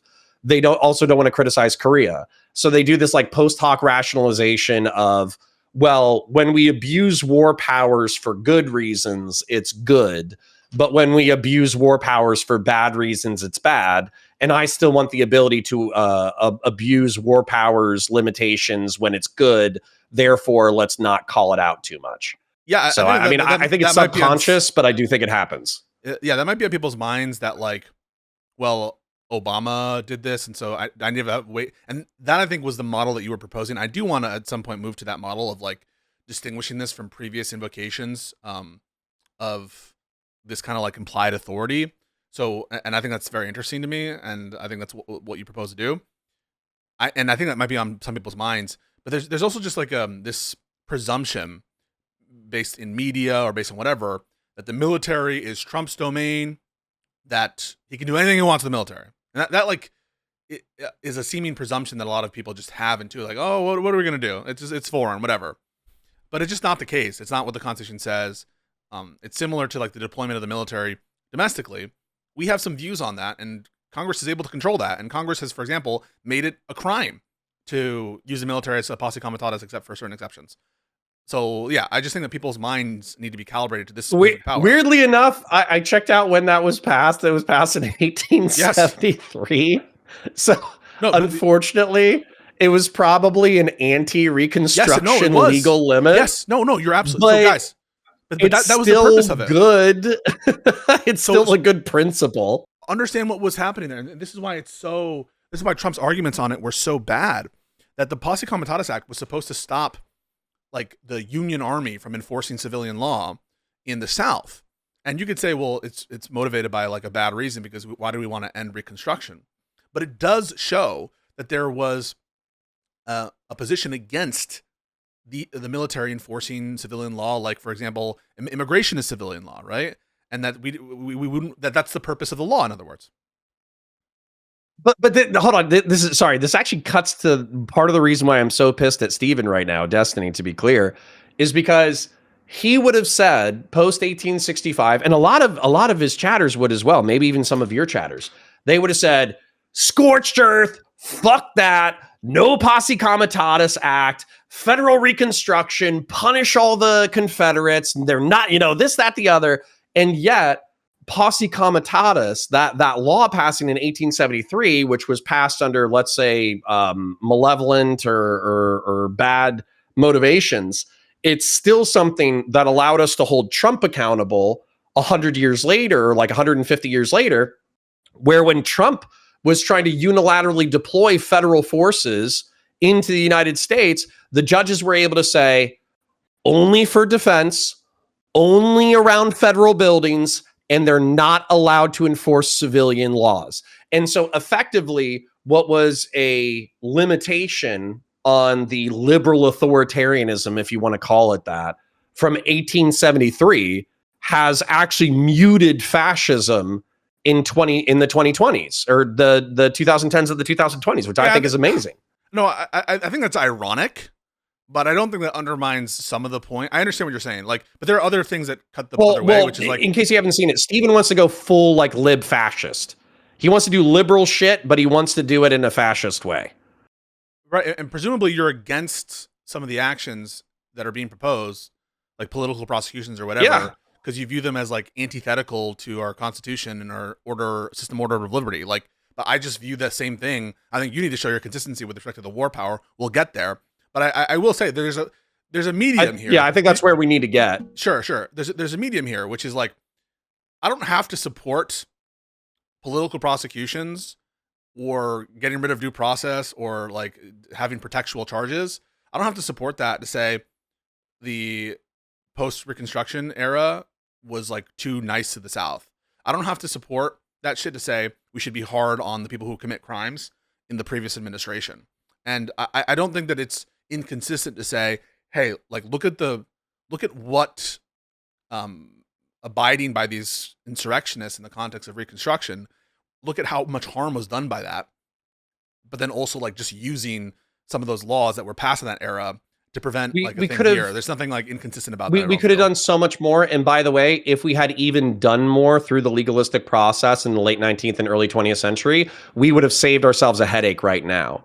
So for instance, like with one of Lonerbox's proposals, which I really liked, was codifying, because effectively, correct me if I'm wrong, what happened with the insurrection clause of the 14th Amendment in reference to the Colorado case is that the Supreme Court said, yes, this is still on the books, but Colorado doesn't have the ability to enforce it. It's Congress who needs to be able to enforce it. And then they kicked it back to Congress. For federal but Congress itself, Congress itself has not codified how to process the 14th Amendment thing. So realistically, Congress could come up with a process where they say, you have to do it through impeachment, or you have to do it through a majority vote, or you have to do it through a supermajority vote, or arguably, at least I would argue this if I could, I would argue there should be a commission, right? You have a bipartisan commission, of 13 or 12 members, 6 Republicans, 6 Democrats, and you have to take a majority vote on who qualifies for being an insurrectionist, and therefore they're barred from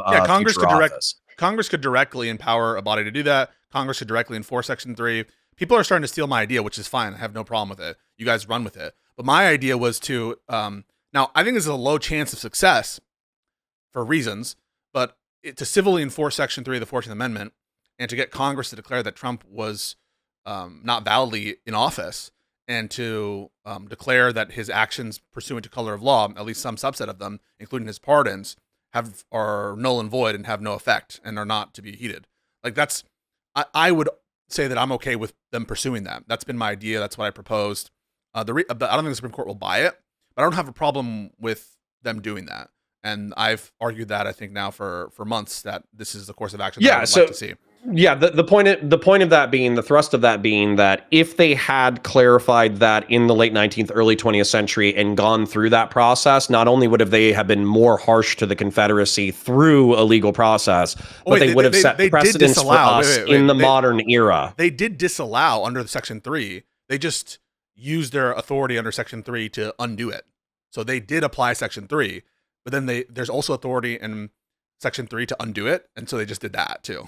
In addition to the pardons, there was like legislative amnesty as well as undoing of the Section 3 stuff, which is specifically allowed under Section 3. You can undo the disqualification. I would argue that we should apply it retroactively to Trump. We should try, right? But if that was Lonerbox's ideas, he got it from a good place. That's what I'm proposing. That's what I think should happen. But again, all I'm trying to say is we should be consistent on rule of law and doing things the right way. And that applies to the war too. But if you want to talk more about the specific example Lonerbox brought up, let's talk about the war. So I think that you're claiming that you do not buy the argumentation from the Trump administration.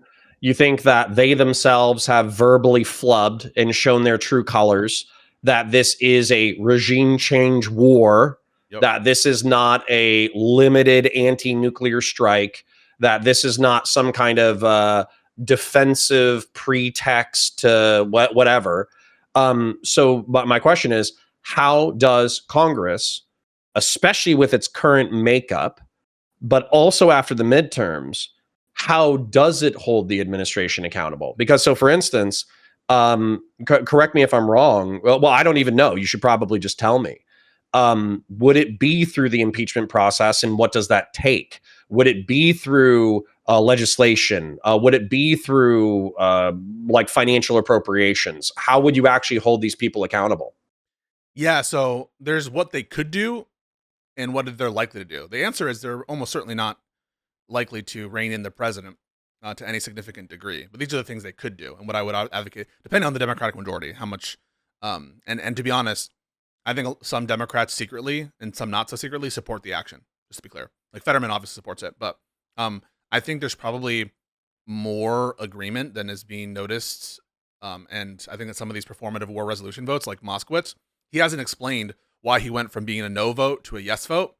And even though I don't buy the always like the rotating villains theory, I think is played out by a lot of people. Sometimes I think it applies, and I think it applies here. I think and I suspect that there are more Democrats who agree with the action than are making themselves known. And okay, well, they might be thinking about it from the consequentialist lens, though, where Absolutely effectively yes. it's already been initiated. We've hated the Iranian regime for a long time. Israel was going to do this anyways, in for a penny, in for a pound. Yeah, they want to outsource it to.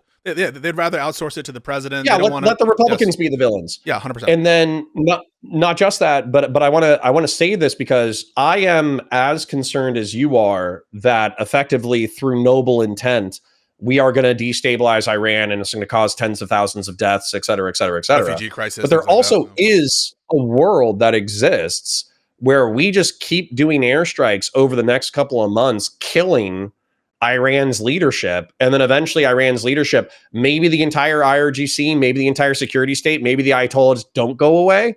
But effectively what happens is one Iranian pops up. What's that? They become amenable to like Delcy Rodriguez style? Yeah, exactly. One of them just goes like, hey, on the news media, I'm still going to call you the Great Satan. But on the back end, I'm going to normalize trade and security relations with the Gulf states, Israel, and the United States. And that would still be a positive development. Yeah, I agree that it could be the case at this turn. My hope is that it turns out awesome and they are more amenable and they agree not to ever have a nuclear weapon or whatever. I just don't view that as particularly likely. And even if it does happen, I am going to be consistent in saying that it was wrong for president to do it that way, even if it turns out in hindsight. Like, you can do something that was stupid in the moment, right? You decide to blindfoldedly like walk into a given place, but for whatever reason, putting on the blindfold made it so that like you had a good result or someone like stopped you and gave you $1 million. I don't even fucking know the example I'm bringing up, but you understand what I'm saying. An action could be stupid in retrospect, notwithstanding that it ended out like it turned out well or something. So I don't grant that I don't say it's impossible that we have a good result. I just don't view it as particularly likely right now. Second of all, on the question you asked, which is like, what could Congress do? I've already described that. I don't know that even with a Democratic majority, especially with a bare Democratic majority, that there's going to be much in the way of substantive pushback. What they could do, if the majority were significantly large, or if they wanted to, is either A, impeach the president and people involved. That's almost certainly not going to happen. B, make it illegal. Is that a simple majority or a super majority? It's a simple majority in the House to impeach, and it's a 2/3 majority in the Senate to convict. So it's 66 or so senators to convict. You might need 67. Don't quote me on that, but it's 2/3 to convict in the Senate. So that's not going to happen. But that's one thing that Congress could do. Congress could make it illegal to engage in the war. If you remember Iran-Contra, right? Congress can make a law that a certain intervention is illegal. Now, whether the Supreme Court would uphold that law, I think it would be insane for them not to, given that Congress has the power to declare war. But even putting that aside, Congress has the power of the purse. So the third thing they could do is they could just withdraw any funding related to, make it don't appropriate any funding for the specific war effort. And so there are meaningful things that Congress could do. Are they likely to do it? No. But yeah, that's just my response. I do think that this is impeachable and Trump should be removed for it. Well, okay, but then that gets back into so for instance, I'm okay with you objecting to it, but I think I'm going to appeal to the fact that like I brought up like a legal decision that I disagree with, where a jury of my peers doesn't follow the due process in order to achieve the result that I want, even if I can assert that legalistically I am correct based off of this facts and evidence. What does that actually have to do with the real world? Because if the procedure is not followed through and if there's no accountability, then in what sense is it illegal? Because correct, like this is where I think it's going to go. The chances of there being a simple majority in the House and a 2/3 in the Senate, I would be, if we had video of happen. Trump raping kids. Yeah. It's not going to happen. Hold on, I need to finish this. Give me some rant time. You say great, even if we had video of TOS Trump friendly kids, can you use TOS friendly? Chances of hey, can you use TOS friendly terminology? Just because last time I had Chud Logic say the R word, He Yeah. or you just say SAing or something because Demonetized? Yeah. Okay. All right. I'll stop saying that word. Mm-hmm. But if we had Trump, proof positive that Trump had conducted illicit acts with children, then I think it would be a struggle to get a 2/3 majority in the Senate. Agreed, We yeah. would probably have to fight tooth and nail to impeach Trump, let alone remove him from office. I think So it'd be easier to impeach him. I would actually. I think it would be easier to impeach him, but I don't think he would be removed, or it would be difficult. Depends on the nature of the video or whatever, but yeah. Then prohibiting this as a military function, I think is low. The funding thing, what I think is going to happen, also low because the Democrats are going to be like, some military person is going to die. We have to support our boys. Yeah, someone's going to die. We have to support our boys in green, right? And they've already died, right? Yeah. And they're still like, oh, the Democrats aren't funding the Defense Department, so it's that's why I'm suggesting what I'm not saying that this is likely to occur. I think it's unlikely to occur. I'm just saying it's what. No, I'm not even fighting you on that. Yeah. Because what I would say is not only do I agree with your assessment, I'm basically just appealing to the fact that since it's unlikely to occur, of what uses are outrage. Now the next step though, which people give me flack for, is if let's say that the 26 is actually a slaughterhouse. The Democrats hold on to their. They hold on to their political momentum. They dominate in the House. Maybe they have a slim majority in the Senate, although what's more likely is they're going to have like a slim minority in the Senate. But then you can get a couple of Republican defectors, like Rand Paul or Thomas Massey. So let's say we also get a president. So let's say in 28, we maintain the political momentum and we get Gavin Newsom for president. Yep. And so we have a Democratic president. We have either a slim majority in the Senate and then we have a substantial majority of Democrats in the House. Then at that point, I think nuking the filibuster, passing all the pardon reforms, and passing all the, I could bring them up. Larry Hutchinson from my chat says it's all his ideas. But effectively, a loaner box had like half a dozen to a dozen reforms that I think are all good for the republic and the the health of our republic.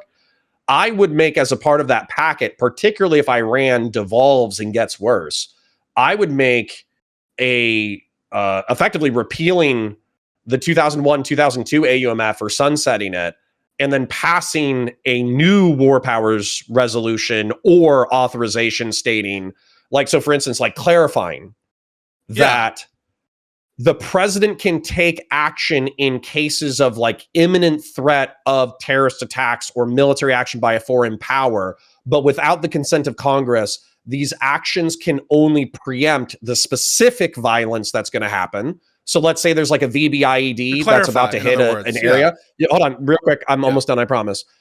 It can preempt the specific violence that is imminent, and it can be defensive.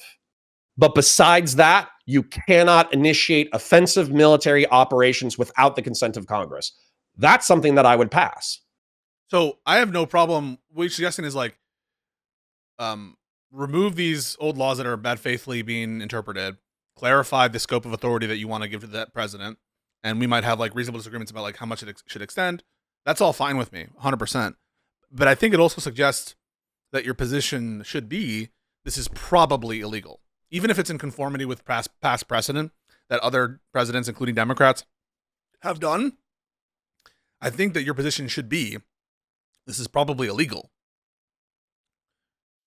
And we can say, assume it's legal, am I in support of it? And you can take the position that you would be, assuming it were legal. Or you could even say, even if it's illegal, I support it. But I think you have to grant that you think the war is illegal. And if it's not, and if you wouldn't grant that, what would it take for a war to be illegal? I don't even know what would an illegal war look like to Conor under the U.S. Constitution if it's not this. No, this is a great question. I'm still playing with this idea in my head because I haven't fully researched it or ingested the concept. Can you give me some latitude to articulate it? So I had a conversation with Lactoid, also has a Juris Doctorate. You can think he's an idiot, but he does have a JD and he's a practicing lawyer. Yeah. And so Lactoid was saying that he read a essay from a legal scholar about Obama's actions in Libya and how they were legal. And so they cited historical precedent. And what it said is that war is a specific thing. It is open hostilities between a nation state and a rival nation state. It is the ultimate level of conflict between two peoples. Whereas acts of war, we do all the time. So, for instance, like sanctioning is potentially an act of war. Taking sanctioned ships is potentially an act of war. Defensive military actions are acts of war, and preemptive military actions are acts of war. And yet, the war being in this higher echelon of context, it effectively authorizes Obama to do what he wants to do in Syria and Libya, because these are not acts of war, or excuse me, this is not a declared war between Libya and the United States, where we are at a state of hostilities between the nation, which is the people, and the state being the government. We are not at war with Libya, but we're supporting rebels so the Libyan government gets overthrown, which is an act of war, but it's not war itself. So, sorry, I could keep yapping, but that's the thrust of the statement. So I don't agree with that, like, sort of that rendition, which seems to suggest that the declaration of war, that's just for this specific declaration. We're just giving Congress the power to declare it, but everything that would entail a war, that stuff is, that stuff is all allowed by the president implicitly, and the only thing that the Congress has is the declaration part of it. But that's just not what the framers intended. Well, I don't know if that's really getting at the spirit of what's being said. So, for instance, like if a war is a state of unlimited hostility, so effectively that would allow us to like conflict. I would say war in its most general is armed conflict between a sufficiently. You're probably right, but with war, as you stated as well, it comes a bunch of emergency power. So, like for instance, like the draft and all that kind of crap.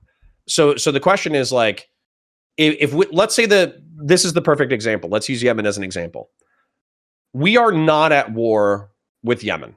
We do not have a declared state of war with Yemen, but Yemen keeps blowing up random ships as they pass there, whatever. So if we do a limited airstrike against the assets that are doing terrorist attacks against commercial vessels passing through the whatever strait that is, the Red Sea, are we in a state of war with Yemen? Yeah, yes or no?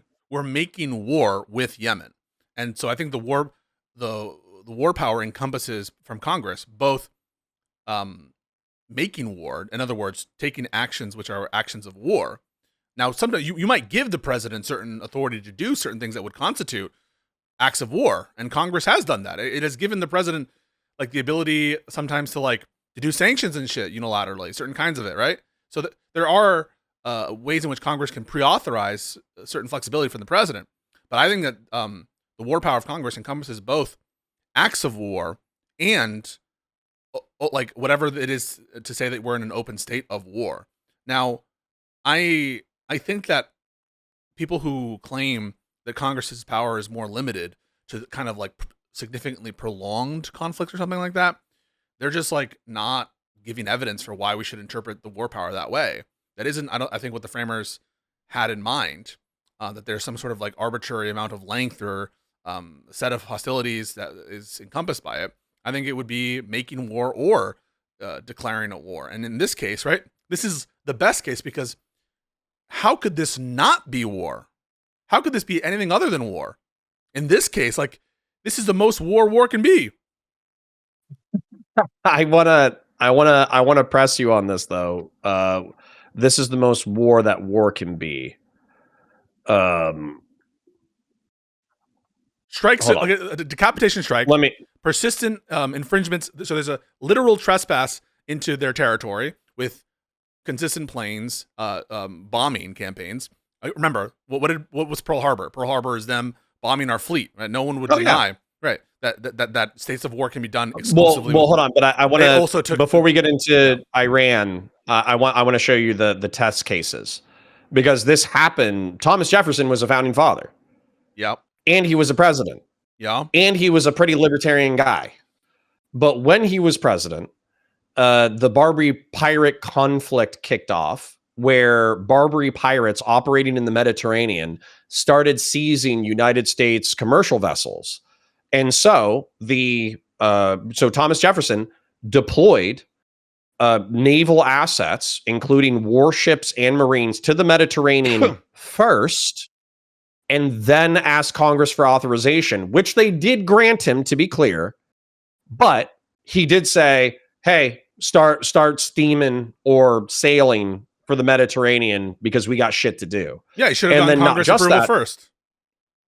Well, hold on. But that's what I'm saying is, if you go through 250 years of history, and if you have the 19th century Native American wars, you have the banana wars in the late 19th and early 20th century, you have the Barbary pirate wars, you have the annexation of Texas, you have the early 20th century. Effectively, what you're doing through your interpretation that Congress must give the president authorization for acts of war or war, you're effectively declaring that like 70% of military conflict in American history was illegal. I don't know that it's that much. I think that the overwhelming precedent is that the president does seek authorization from Congress. And I have no problem. So I'm not going to put a number to it, percentage, but I have no problem suggesting that if it were the case that the majority of the actions were illegal, I have no problem with that. I mean, like that's the case for the First Amendment. That for the majority of our nation's history, up until like the 1960s, we were not being true to the First Amendment. Just like for the majority, as determined by SCOTUS, we were not being true to the Second Amendment.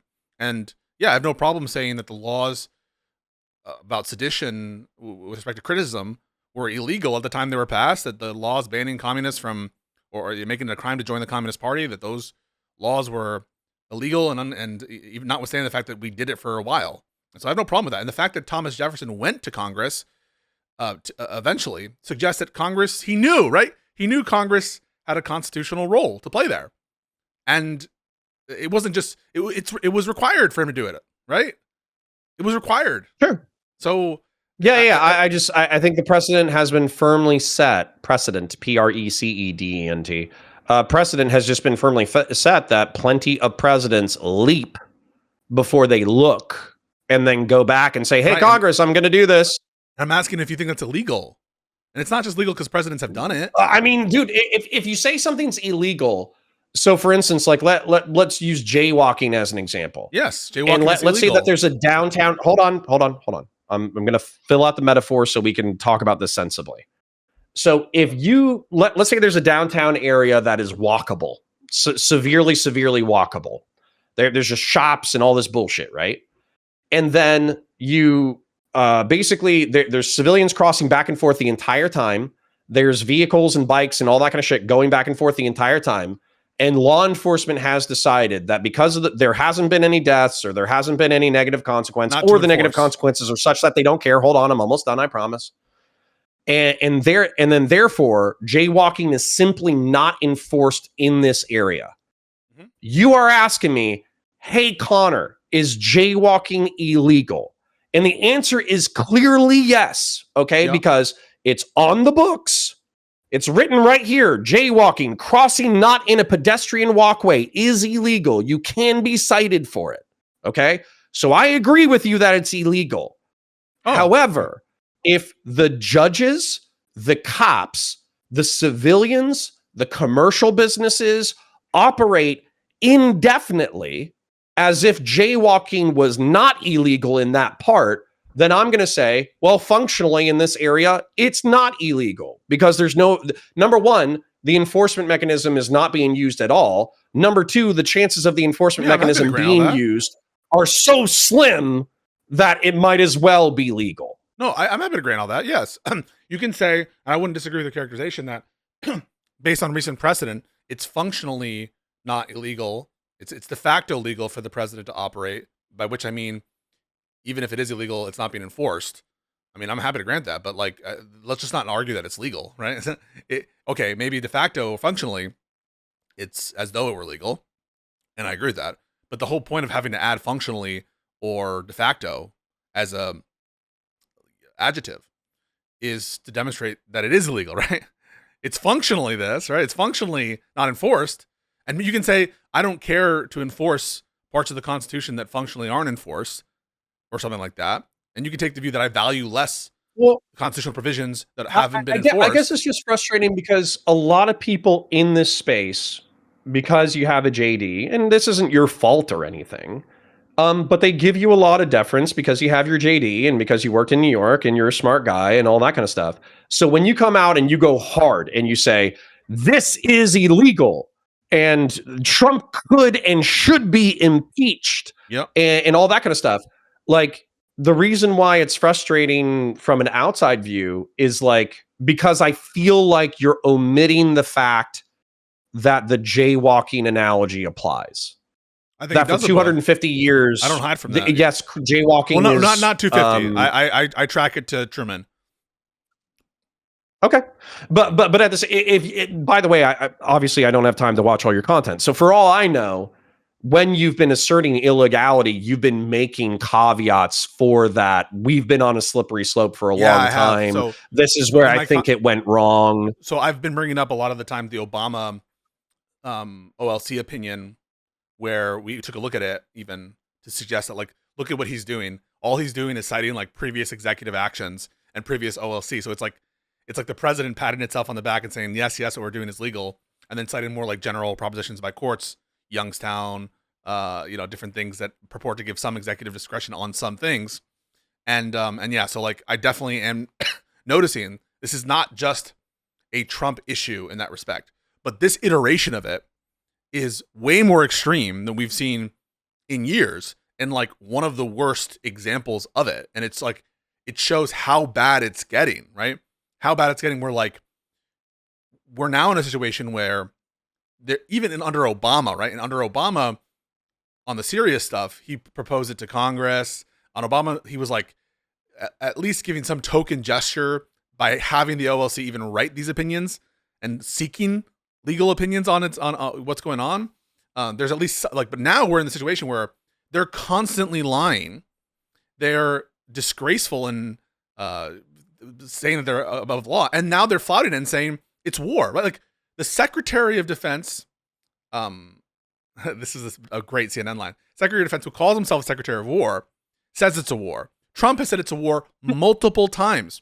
So it's not like they're pretending it's not a war. They're openly stating it is a war, and it obviously is a war. And so you can make some sort of room for the Libya strikes, whatever. But if anything is a war, this is a war. I want to make a substantive point, and then I want to get into this is the most war that war can be, because I disagree. That's hyperbolic. Okay, it's not hyperbolic. It's not the thrust of the conversation. It's hyperbolic. I agree that like there's other wars that are more war-like than this, but this is very, very, very much war. That's all I'm saying. It walks like a duck, it quacks like a duck, It has feathers, it has a green head, it swims in lakes, it eats bread even though the bread's bad for it. Realistically, you should feed it spinach. It's a duck, right? But hold on. This is what I'm frustrated with, though, not with this conversation, but in general. So the reason why I'm frustrated with the discourse surrounding DGG and Destiny in reference to blackpilling and Fed posting and talking about violating the law routinely in order to achieve a liberal result, a pro-liberal result, is because I think that expends political capital. Okay. I think that you lose moderate and center right-wing support when you talk like that, when you act like that. So for instance, if there was let's say that DGG just Fed posted itself into a frenzy, and then a DGGer like went to an ICE facility and physically attacked violently, I'll say it's sanitized, but let's say that they attacked ICE agents and God forbid killed several ICE agents, I think that would actually burn political capital where Democrats would start to lose political momentum. Okay. So I think the blackpilling and the Fed posting is not happening. And if you and I agree, it's not happening. It sounds like we agree. Well, no. What we agree on is the structural remedy to the war powers issue is effectively a Democratic victory, not just in 26 and 28, or it's 26 and 28. So we still have like 2 years to go to not fuck up electorally in order to fix this critical flaw in the republic that could destroy us if it's not fixed. Yeah, and many things, yet, many things, including this. Yes. But that's my point. Is the reason why I'm pissed off at all the fucking Fed posting is because it's like, does Fed posting, and for instance, like there was the protest the other day where a jihadist threw a pipe bomb at a Iran war protest, like, or like a pro-Israel protest or something. Is it the Jake guy in New York? Yeah, I think that happened. Yep. Yeah. So that's going to burn away political momentum. So we need to have a minimum amount of those incidents possible, but it seems like people are working themselves up into a frenzy in order to maximize that. I just kind of view them as unrelated because, like, I don't have a basis to believe that the rhetoric that you're hearing is causing these kind of terrorist actions. And I listen, in terms of who I'm more with Hutch with respect to the extent that I can hear a proposal. I'm not even sure what's being proposed. Why I'm sympathetic to people in DGG and Rashad Crenshaw and things like that is because the feeling is something I totally relate to. The feeling is one of, this is not sustainable. We can't live and breathe the same air with people who want to destroy the country. Like, there needs to be a reckoning. Like, all that stuff is a feeling that I genuinely relate to, and I think is motivated by, like, oftentimes a love for country, of wanting to see accountability and to put the country in a place where it can survive for a long period of time. I actually do think that it's really material to the country that there be accountability and punishment. Like, I really do think, I agree with that. I just, like, there are ways in which it's being proposed I think are, like, stupid, not likely to work, or, like, are self-defeating or whatever. All that is to say is you don't have to accept the blackpilling rhetoric or whatever to sort out your position and be like, hey, I hear this rhetoric. I don't agree with the rhetoric. And we agree on some substance of how the Trump administration is fucking up. And there are ways we can adjust it, like some proposals you said that you talked about, or that Loner Box proposed, or the things that you're looking into, right? You can do all that and say, and I do think this war is illegal, even though there would be a way in which it would be done that I would agree with. I think there's nothing inconsistent with holding those views, which is to say, in principle, if this action were conducted in a way that I thought were consistent with the Constitution, I'd be in favor of it, or maybe even I support it even though it's illegal, if that's your view. I don't know what your view is on that. And I also think that we ought to make some changes structurally, and also I don't agree with the blackpilling stuff or the Fed posting. That's my position. Okay. So do you support what you just articulated is my position. I don't agree with the blackpilling. I don't agree with the Fed posting. I do think that from a consequential analysis, if this resulted in an emancipated Iranian people and or regional stability and access to these oil markets, then I would be in favor for it. The way in which it was conducted, I think, is wildly unethical, immoral, probably illegal. Okay, probably illegal. But then when we get into the illegality, I kind of go back to my jaywalking metaphor, because you and I might not agree on this. You're not losing sleep over it the same way you think of other illegal acts because of the precedent. No, I am losing sleep over it. I am losing sleep over it because this would be the equivalent, going back to my jaywalking analogy. Yeah. Let's say that jaywalking was permitted in this area for months and months and months and months and years, but then a drunk driver careens through the area and like almost kills everybody. And then I'm like, hey guys, like we almost just got fucking murdered.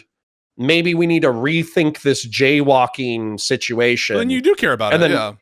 But you're just I do care about it. But the remedy, the illegality needs to be remedied through a legal means. Oh, I totally agree. Yeah, I mean, I'm not. But the legal means is reliant on all of the jaywalkers around me being like, yeah, this is, we need to reform jaywalking in this area because we did almost just get murdered by a drunk driver. So we need to start thinking about how to enforce jaywalking. No, I agree with what you're saying. Like, it requires getting buy-in for sure. And some kinds of rhetoric might not be conducive to get buy-in. I think one thing that is necessary in order to make the changes necessary is to recognize that it is illegal and that something should be done, right? Like, if we don't recognize that it's either unethical, improper, or illegal, I don't think we would ever get a remedy. Like, so yeah, I totally buy that we shouldn't be encouraging people either implicitly or explicitly to like take some sort of lawless action or some kind of like violent action, which is going to hurt the movement or whatever.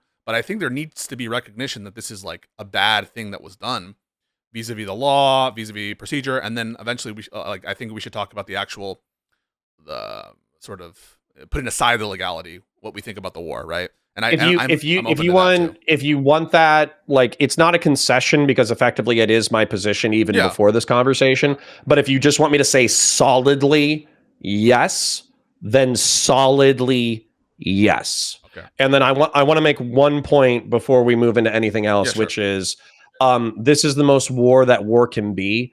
Yeah. I feel like I agree with you. It walks like a duck, it quacks like a duck, it tucks like a duck. But particularly with people who are not very historically informed, I like to push back on this concept. Because, so for instance, we had a strategic air campaign in World War II that involved bombing civilian centers. Yes. So, of course, there was a military target, like a factory or something like that. But basically, if the factory was in the middle of a city, then we just said, well, tough shit. You shouldn't work at the factory and you shouldn't live so close to the factory. Whoopsie doopsie. Yeah. And then we dropped a shitload of conventional bombs. Dresden, firebombing of Tokyo, Hiroshima, Nagasaki. Tokyo. Tokyo, Dresden, anything like that. And arguably, we carried that forward into Korea, where I think it's estimated between 500,000 and 1.5 million North Korean civilians died as a result of a similar strategic air campaign in the Korean conflict, which once again was a police action that was never formally declared a war and was also never formally authorized by Congress. So Korea actually set a bad precedent, arguably, despite its outcome being the emancipation of the South Korean people. And then, sorry, final point on this, and then we can move into the next thing. But basically, like, if you think about strategic air, or if you think about the way that war was conducted in World War II, effectively is what I'm alluding to, almost no modern war, Vietnam, War on Terror, anything like that, has the equivalent of the non-concern for civilians that World War II did. Like World War II, effectively, if you're a civilian and you were in the way, fuck you. Whereas in the War on Terror and even in Vietnam, despite a shitload of civilians getting killed, we actually did have rules of engagement, escalations of force, discernment between combatants and non-combatants, et cetera, et cetera. Though I will note, and I think you'll grant, that the Western Allies were certainly better about civilian casualties than the Japanese or the Soviets or the Nazis and the German and the Wehrmacht. So better, but also, for instance, significantly better, Bombs Away LeMay was a famous, no doubt, bloody strategic air campaigner who killed tens of thousands of civilians without losing an ounce of sleep. And then also General MacArthur, considered a hero of World War II. I think he advocated nuking. He knew that there were cobalt deposits in the mountains of North Korea, and the Chinese were reinforcing the North Koreans. So he asked the president of the United States if we could get tactical nukes to drop in a line across the North Korean-Chinese border so we could irradiate the cobalt, effectively making an uninhabitable, radiation-filled border between China and North Korea. So yeah, just because I'm just saying, there were some fucking monsters back in the day that to us... I totally agree with that. They seemed normal. They weren't. They were fucking crazy. They wanted crazy shit. People need to realize that, the context of total war in the World War II situation, maybe that affects how you think about it. Maybe the fact that a lot of these rules of engagement happened afterwards. But in general, I just view that as like a distinct question, whether or not it's, the issue of civilian casualties, targeting civilians, etc., different than whether something is legal under the U.S. law. And I know that you're not saying it is, but just like I'm just noting that there are different inquiries, whether it's legal under international law, or whether it was proportional from an ethical consideration or perspective. That's very different. And the thrust of the past 5 minutes is just that, like, targeted strikes, a decapitation strike against leadership and pointed precision strikes against infrastructure is a far cry from strategic air campaigns. Strategic bombing air campaigns, I should say. Yeah. I mean, like, I agree they're different, but it doesn't mean it's not war. And I'm not saying that you're It's still war. It's Yeah. still a duck. It swims in a lake. It's got a green head. It eats bread and spinach. It's a duck. And on the point about the Korean War, and we'll get into this in a second, I think that, again, the issue of whether or not it ends up having good results, that could be true of illegal action too. And for example, I think the Cambodia expansion from Nixon was never authorized by Congress, or there's something there about what Nixon did in expanding the war into a different country. So yeah, these are all just like, oh yeah, Cambodia and Laos. Yeah. Cambodia and Laos. I think we started a strategic air campaign in bombing and special forces missions. I don't think we really had any kind of specific operation for Cambodia and Laos during the Vietnam War. Yeah, and so like these undeclared and unauthorized wars run the gamut in terms of their results, and the history of intervention. I'm not principally opposed to all U.S. interventions. I'm not that much of a dove or anything. I just think that the ones that we have here, to the extent that we're doing it, they should be informed by like good intel, a good chance of success, and also authorization. Why don't I go to the bathroom real quick? I'll come back, and then we can talk about the policy as such without respect to the legality. Does that make sense? Yeah, sure. I'll just talk about American war crimes for the past 200 years. So, some people in my chat are citing that they don't think the banana wars and the Indian wars and the what is it, the Barbary pirate wars are analogs, but they don't need to be analogs. Okay, they don't need to be analogs. They all just need to share different variables. So, for instance, my understanding of the Barbary pirate wars is that we had a few commercial ships seized in the Mediterranean, and these were not state actors. They, even though they resided within the Ottoman Empire, they were like independent actors. And so we went to the Ottomans diplomatically and we said, hey, we're having this problem. And they said, hey, well, realistically, like, we'll try to enforce it, but pirates are going to pirate. So you need to handle your own shit. So Thomas Jefferson sent in the Navy and the Marine Corps to defend American commercial assets and just started, slaughtering pirates. And these were citizens of the Ottoman Empire. And so, that's an early intervention that didn't have a declaration of war from Congress. And the authorization that we did have was after the fact, after the troops had already started sailing, after I don't know the exact timeline, but effectively after Thomas Jefferson had already ordered the repositioning of the Navy and the Marines into the Mediterranean. Sorry, I didn't expect you to be so quick. I had just started. That was the first American war crime. I didn't even get into any of the other ones. I'm fast. All right, let's get into the war itself as such. So put aside the legality. I'm still against the war. And that has to do with who's running it. And it has to do with what I think is likely to occur with respect to the war's goals. And so that's why I'm against it. Like, if I thought that they had good intentions and that it was likely to achieve the desired result, and I do think it's a desired result to overthrow the Iranian regime. If I thought it was likely, maybe I would be more in support of it.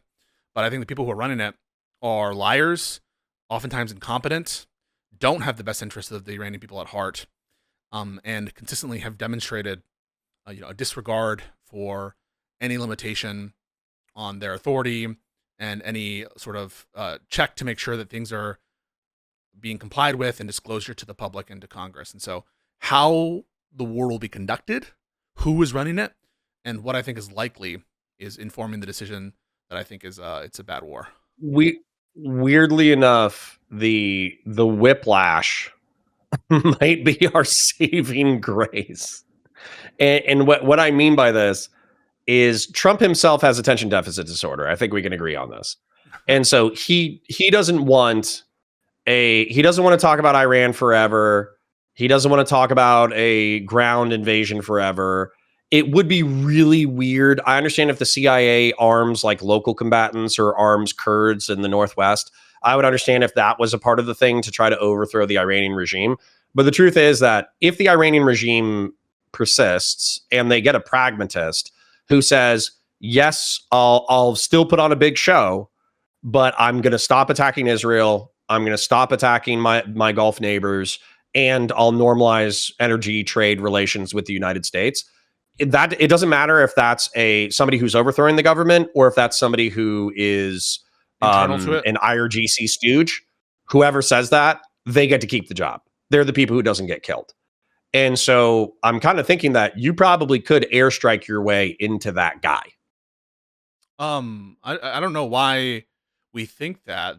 It seems like the IRGC Why? is running or at least highly influential on who is going to come to power. The person they've installed as supreme leader is Khamenei's son, and I'm like not. I think the regime is more embedded and has more internal checks and self-sustaining mechanisms than the Chavista regime of Maduro. And for that reason, I think is a lot harder to dislodge. And the fact that they've replaced the supreme leader with his son, whose wife was killed in the attack, whose parents were killed in the attack, I think it shows that the regime is doubling down. Now, maybe it's the case that it could happen that some other person gets in charge. They kill this supreme leader and they keep doing this, right? And then eventually get someone. I just have no basis to believe that that's particularly likely. I mean, it could, but at the same time, sorry. Last point. My bad. I know that I interrupted you. Yeah. I don't think, to your point on ADHD, I don't know if Trump has ADHD, but he's certainly, whether he does or not, he has not good patience. He's not a patient person, and you can already the way he's signaling suggests that he wanted this to be quick and he wants it to end sooner rather than later. He wants to declare victory and walk away. Yes, correct. Yeah. Yeah. So hold on though. He could still do that while keeping a military option in his back door. And by the way, it might be to his advantage. So for instance, let's say that, and by the way, these are all stats that are coming off of Twitter. I don't really trust anything from anybody, but I know our capacity for warfare. And so I feel like I can align that stuff. So Iran is capable of sending out shitloads of Shaheeds, sending out plenty of ballistic missiles, all that kind of stuff. But it does seem very haphazard. For instance, they've attacked 17 random nations around them, including Azerbaijan.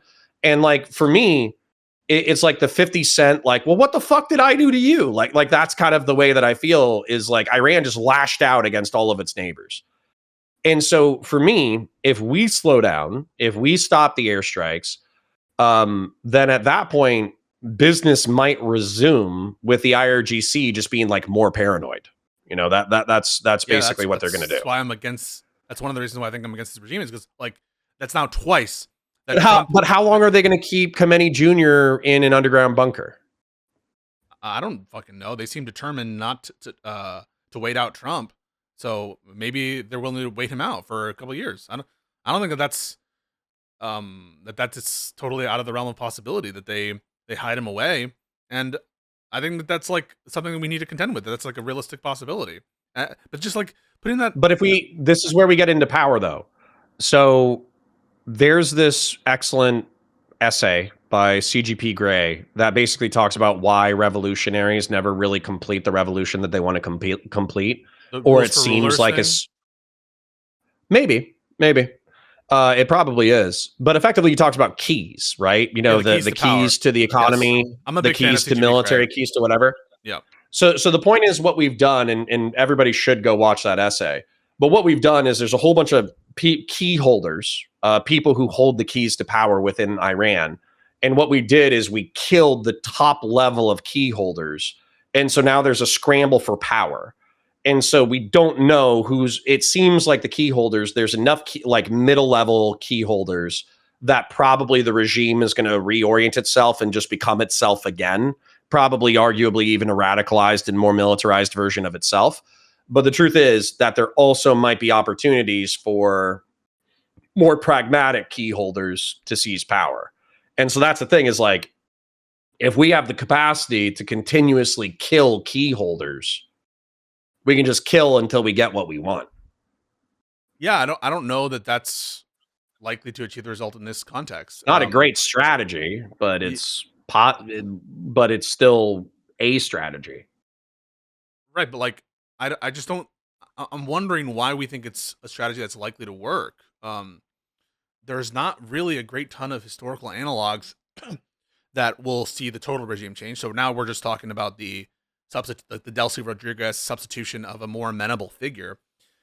This is after, whether intentional or not, almost certainly I would say unintentional, the killing of these children after repeated insults to their country, which has some support. I would agree. Like probably the majority of support is in changing the regime in Iran, almost certainly.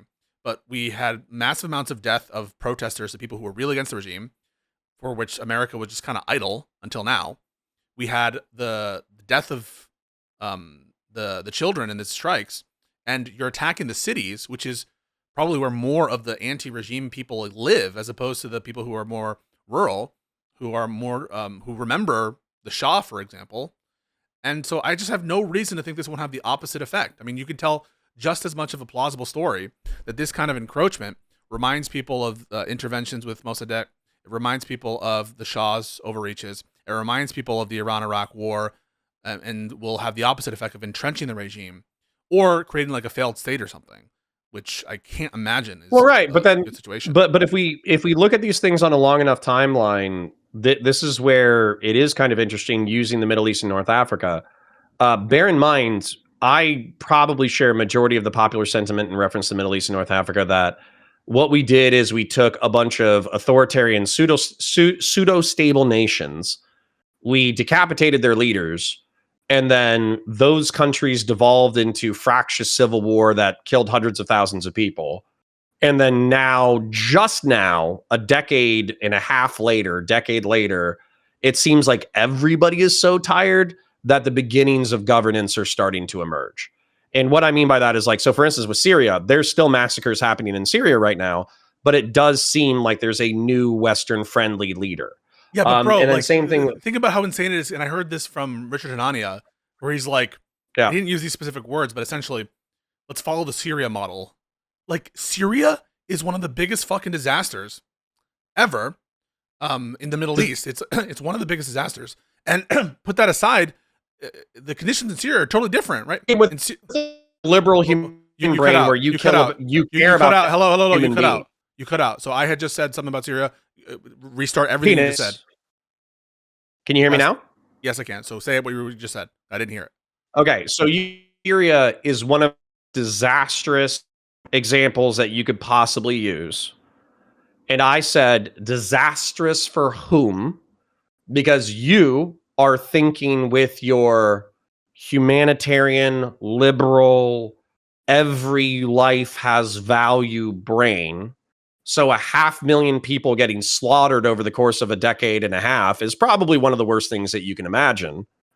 But from a geopolitical standpoint, who was it most disastrous for in the long term? Probably Iran and Russia. Yeah, long term. So yeah, like Russia. I have a response. Russia lost TARDIS. It lost one of its strongest allies in the Middle East and North Africa. Iran lost its back door into the Eastern Mediterranean, or one of its back doors into the Eastern Mediterranean.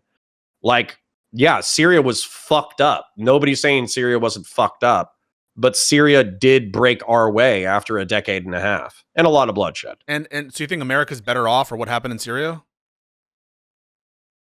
I think refugee crisis that everyone complains about. What's that? Refugee crisis. Might be in the long term. Hundreds of thousands of deaths. You can argue the rise of ISIS. Maybe this might have been so for instance, like, hold on, let me back up and try to macro out a little bit. So we had the wars. Let me think about how to articulate this concisely. Yeah. It was inconceivable in the 1930s and the 1940s for us to be friends with the Germans or Japanese. And yet we had a big blowout war, and now it's inconceivable that we ever would not be friends. Right? And so the Middle East and North Africa, we've had the refugee crises, we've had the jihadist terrorism, we've had all that kind of stuff. But also through a mass influx, and now I'm getting really technocratic and sociopathic about it, but through the mass influx of refugees and Muslims into the Western world, we also are integrating them into our culture and finding the limits of our relationships with Muslims.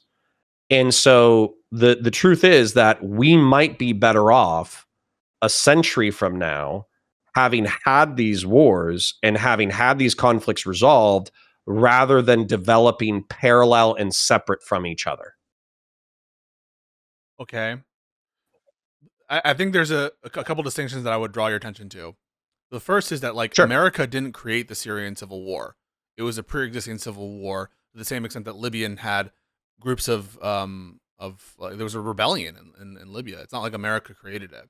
It And could be a unlike, secondary or third consequence from the destabilization of Iraq, but yes, I agree, we were not the prime movers. sure, yeah, there's a level of attenuation in what occurred in Syria to start the conflict and in Libya, and it's not traceable directly to American action. The same thing, also a difference in Japan, right? Like, Japan attacked America. Germany declared war on America. America was defending itself in its involvement there. So I don't really think that you can make those analogies, or at least there's some key differences that I would note about them, and in that Can I hit you with something right there though? Yep.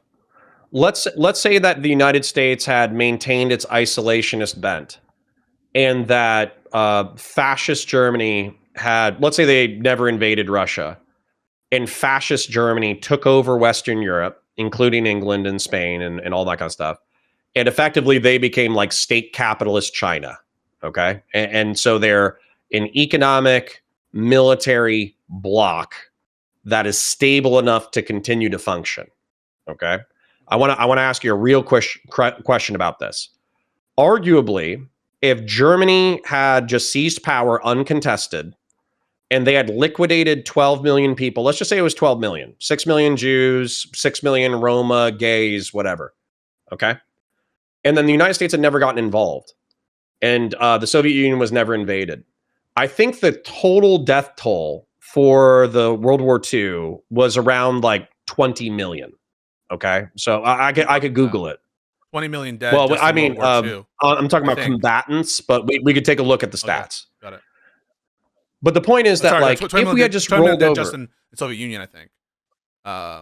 But that might include. Well, we should Google it. We should Google it for the sake of scale. All right, but put it okay. Granted that this amount of people died. Why not just let Hitler win? Is the question, right? Like, why not just let him win? Well, right. The question is, like, do you tolerate dystopian, authoritarian, but functional and stable societies that are not killing people, or do you think that freedom is worth blood? I think freedom is worth blood, no doubt about it. No doubt about it. And if I were presented with a military strategy that I felt would be effective and sustainable and likely to achieve the desired results in liberating the Iranian people, then I might even be in favor of it. Same thing with, like, North Korea. Like, I'm not in principle against going to war for military reasons, or sorry, for freedom or humanitarian reasons. And I think that America, if I were in the driver's seat, I would have gotten involved in World War II sooner, in the context of the invasion by Germany of Europe. So, yeah, I have no problem saying that war is sometimes justified. What I'm saying is, I don't think war is justified here. I don't think that war that we're conducting, run by the people that we're doing, it would be like putting, I don't know, like fucking Mussolini in charge and being like, well, Mussolini's going to Ethiopia to try to, like, spread democracy there, because really they're suffering under the king of Ethiopia, or whatever the leader is, and so that's what we're gonna do. And, like, when everyone knows that's not the reason he's going into, now obviously very different. I'm just like, when you don't trust the leaders involved in an action, when you don't think the action is likely to produce the result that's being cited, These are all factors to consider. Like America was willing in the context of World War II to dislodge the regime, commit the requisite forces to do so, and then rebuild it. Even in the Iraq-Afghanistan example, there was at least some desire, a significant desire, a lot of effort, a lot of mental effort, a lot of money, a lot of treasure that was ready to be committed to do the project of nation building. And it didn't work there. Ooh, I got a super pertinent question for those examples when you're done. Yeah, I'll end with this just to say, here, there is, I think, not the same desire or the same willingness to fully commit to nation building. And you can tell by Trump's like, it's up to you guys now to rise up and do whatever. And I don't trust that that's what he wants or cares about, or that it's likely to happen. And there's going to be a bunch of collateral effects, including massive death. And obviously, and this is all just putting aside the legality question, which I think is its own problem. Sorry. Okay. So hold on. I just had a bunch of history people spurg out in my chat. So I want to address something real quick. So the United States lost 420,000 Americans to World War II. Okay. That's the first number. The second number that I was citing was that there was approximately 20 to 25 million combatant deaths. So that's what I was referencing when I said 20 million. There was 6 million approximate Jews slaughtered in the Holocaust. But if you include Russian prisoners of war, Roma, gypsies, homosexuals, and political dissidents, it's estimated there's another 5.3 million. So when I said 12 million additional deaths, I was talking about the Holocaust, basically. And the Holocaust plus the mass slaughter of Russians and undesirables. And then the total deaths were 70 to 85 million deaths.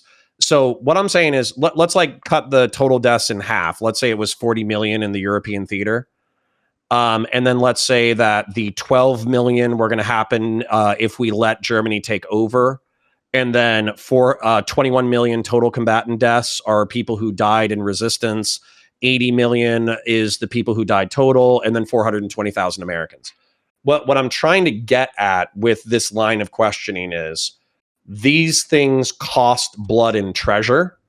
And so if they cost blood and treasure, what geopolitical outcomes are we willing to tolerate on the world stage to avoid death? That was the main thrust of what I was getting at. I'm sorry. There's some amount, but I'm certainly not proposing that freedom isn't worth fighting and dying for, or that we should just let Hitler win or something. I think that's like also true. People will say that about Al Qaeda too. Like, why don't you just like not anger these Islamists? I'm like, if they're attacking you, I'm going to view that very differently than someone who's not attacking you, or someone who, like, I'm not just going to say comply with all the worst people in the world just because otherwise there'll be war. Sometimes war is inevitable. Like Civil War, for example. The Civil War was more bloody in terms of American lives lost than World War II was for Americans. And notwithstanding that, I think it was justified for the Union to engage in that war. I think it was perfectly justified, even though, because it was preserving the Constitution. It really was a fight for the Union to preserve the Constitution. And I'm willing to say that that is worth hundreds of thousands of people dying. So I don't have a problem saying that. I just don't think that this war is justified. Yeah.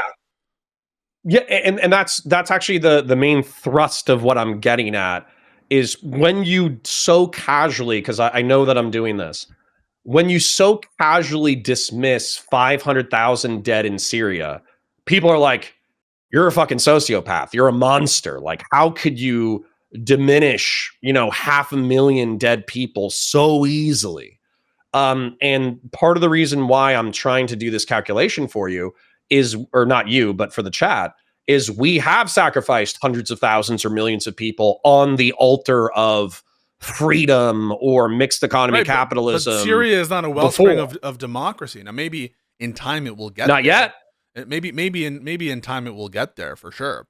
But the different calculations there are obvious. The first is that we didn't start that civil war. The second is there was a pre-existing civil war to which other parties involved themselves in. That Syria as a country. Let me ask you about Afghanistan and Iraq, because this is pertinent. So imagine, because a lot of the people who have beefs with the war on terror, myself included, part of the reason why we're pissed is not because we did it, right? That's not why we're mad. The reason why we're mad is because we spent $2 trillion and tens of thousands of American lives. I think it's around 10,000 combatants and it's more civilian contractors. But we spent tens of thousands of lives and $2 trillion and we have nothing to show for it. Like Iraq is a satellite state of Iran that's dominated by the Shia. It's more stable than it was, but it's still not the friendliest with us. And then Afghanistan, I think it took 11 days for Afghanistan to fall back to the Taliban. And we spent billions, hundreds of billions of dollars in Afghanistan, and we definitely lost thousands of lives. So if in Afghanistan, if we had killed, let's say we killed the upper echelon of the Taliban who weren't willing to hand over Osama bin Laden, just special forces drone strikes, we kill those guys. And then let's say that we hunt down Osama bin Laden. We don't have a large nation building force. We don't occupy any territory. We don't have any FOBs. We are exclusively hunting Osama bin Laden in Pakistan and in Afghanistan. We kill Osama bin Laden and we leave. Okay? Now, with the amount, and then same thing with, let's even say Iraq. Let's say we wanted to do Iraq. Let's say we killed Uday, Qusay, and Saddam, and we kill the upper echelons of the Ba'athist Party, and we say, you motherfuckers can't, you motherfuckers better normalize trade relations with your neighbors. You better never, better never fuck with your neighbors again. Better never fuck with Israel again. And we're going to dismantle all your WMDs. We're coming in. We find all the old chemical weapons that we sold to them in the 80s. We dismantle them and then we leave. And then we say, good luck. Figure that shit out. How much more treasure and blood would we have saved that wouldn't proverbially be on our hands if we had done that?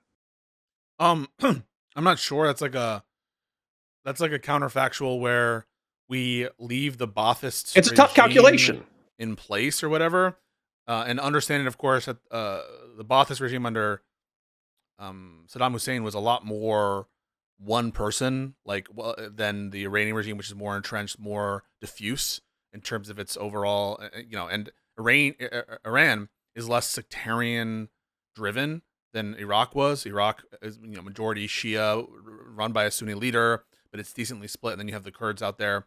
Iranian sectarianism isn't as much of an issue internally. It's like 90 to 95% Shia, so the chances of a sectarian civil war are substantially lower. Right, and so I guess I don't know how much less. I think that killing Saddam in that way might have unleashed the sectarianism that was the cause of so much death in Iraq in the first place, which is what happened with no, it totally could have, but we wouldn't have been responsible for cleaning up the mess. But that puts to we would have just said good luck. Right. But the thing is, saying that is putting to a lie the notion that really we care about it being created into a democracy, or that we care about the freedom and well-being. I mean, it's almost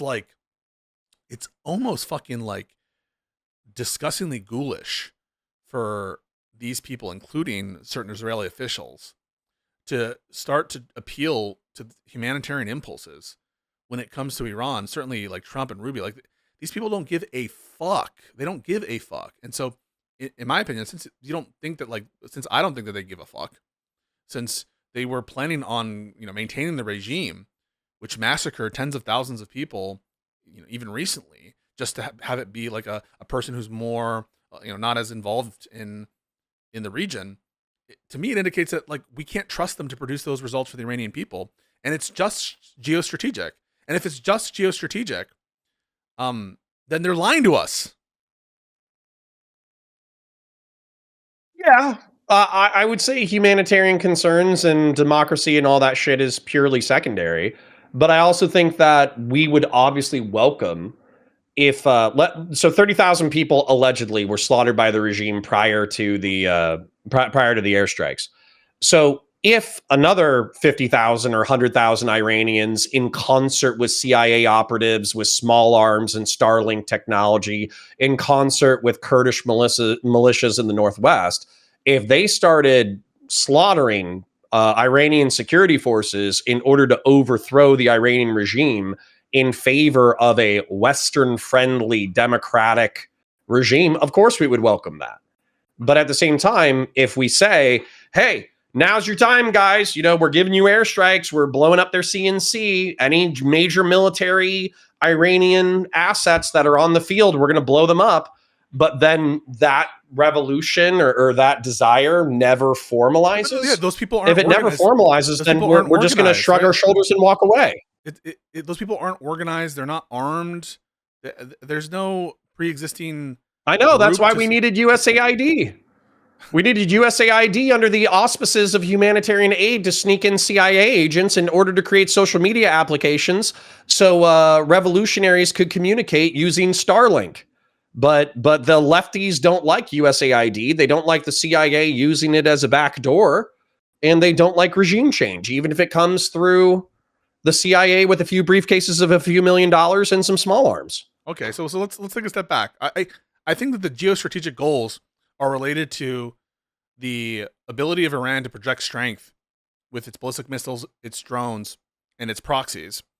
I think that the democracy impulse or the humanitarian impulse is linked to the Iranian regime's authoritarian tendencies and its slaughter of its own people, and that we're unlikely, based on current actions in the policy, to see changes in those basic calculations. That is, Iran's threat geostrategically is inexorably tied to the fact that it's the regime, right? We talk about we obliterated their nuclear capacity last year, and what do they Let's say be real, now? that was probably bullshit, but okay, keep going. But even assume it's true, the administration will just say tomorrow, well, they're just going to rebuild it, because how they conceptualize the geostrategic threat isn't in virtue of the existing capacity, but in terms of what the desires of the regime are, which are to project strength. And the truth is they can rebuild it, right? They can rebuild aspects of their missile capacity, which they still have. And they can make more drones, and they can build more, enrichment plants and shit like that. And it doesn't take them to have this overwhelming arsenal for them to be able to project into, their neighbors. Just now the threat of it is causing people to leave these Gulf states, Bahrain, Qatar, etc., the Emirates. So all I'm trying to say is, like, I don't think that the current policy is going to produce the results desired. But I want you to keep consistency. I want you to keep some intellectual consistency across these things. So for instance, when we attack Iran, or if we attack Al Qaeda or Afghanistan or Iraq, then it obviously solidifies the resolve of the people we're attacking into hating us and attacking us. I think Iran attacking 17 of its neighbors, while there are going to be tourists and rich people who flee the region for fear of stability, there's also going to be resolve among those nation states that Iran is a regional threat.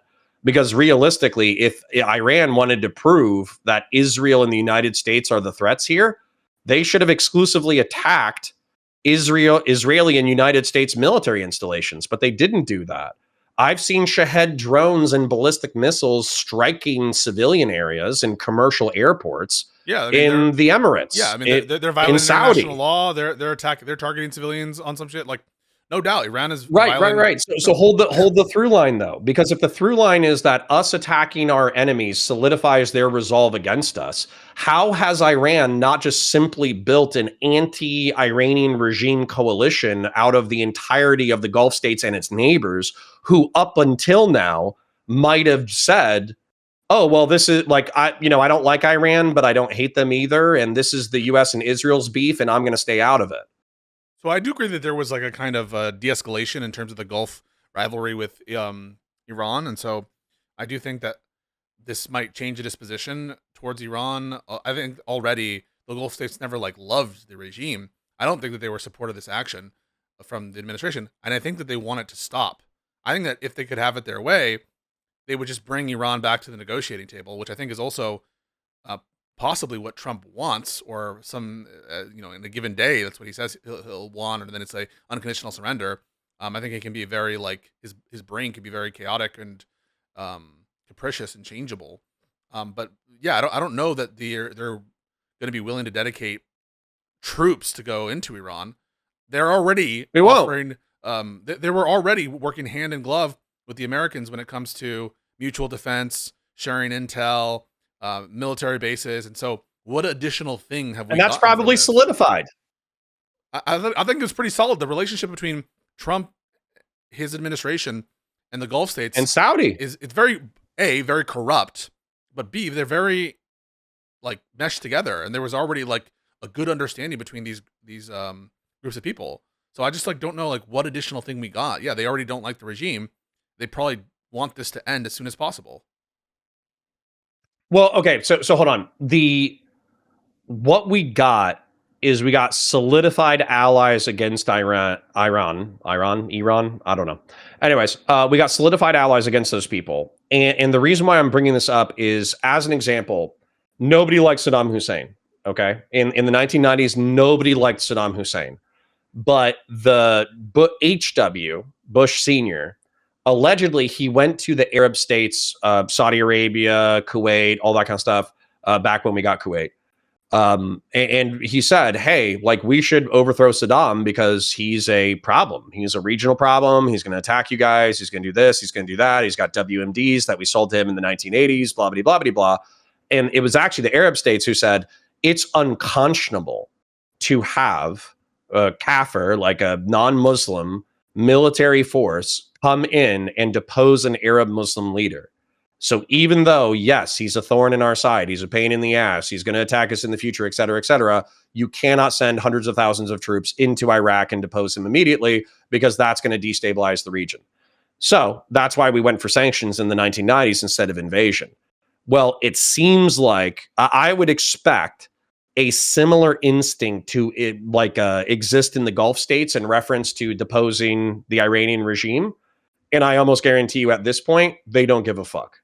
They probably don't give a fuck because ballistic missiles and drones are raining down on their house. So whatever sympathy they had for the Iranian regime being isolated against the American geopolitical strategic interest is probably gone. I don't think they ever had much sympathy for Iran. I think they view, first of all, the religious authorities there view the Shia Muslims who run Iran as like in some sense heretical, just based on the longstanding religious differences there. Sure. But even putting that aside, like, I don't think that they were ever aligned with Iran. They were very clearly... They weren't. They might have been more neutral or more forgiving.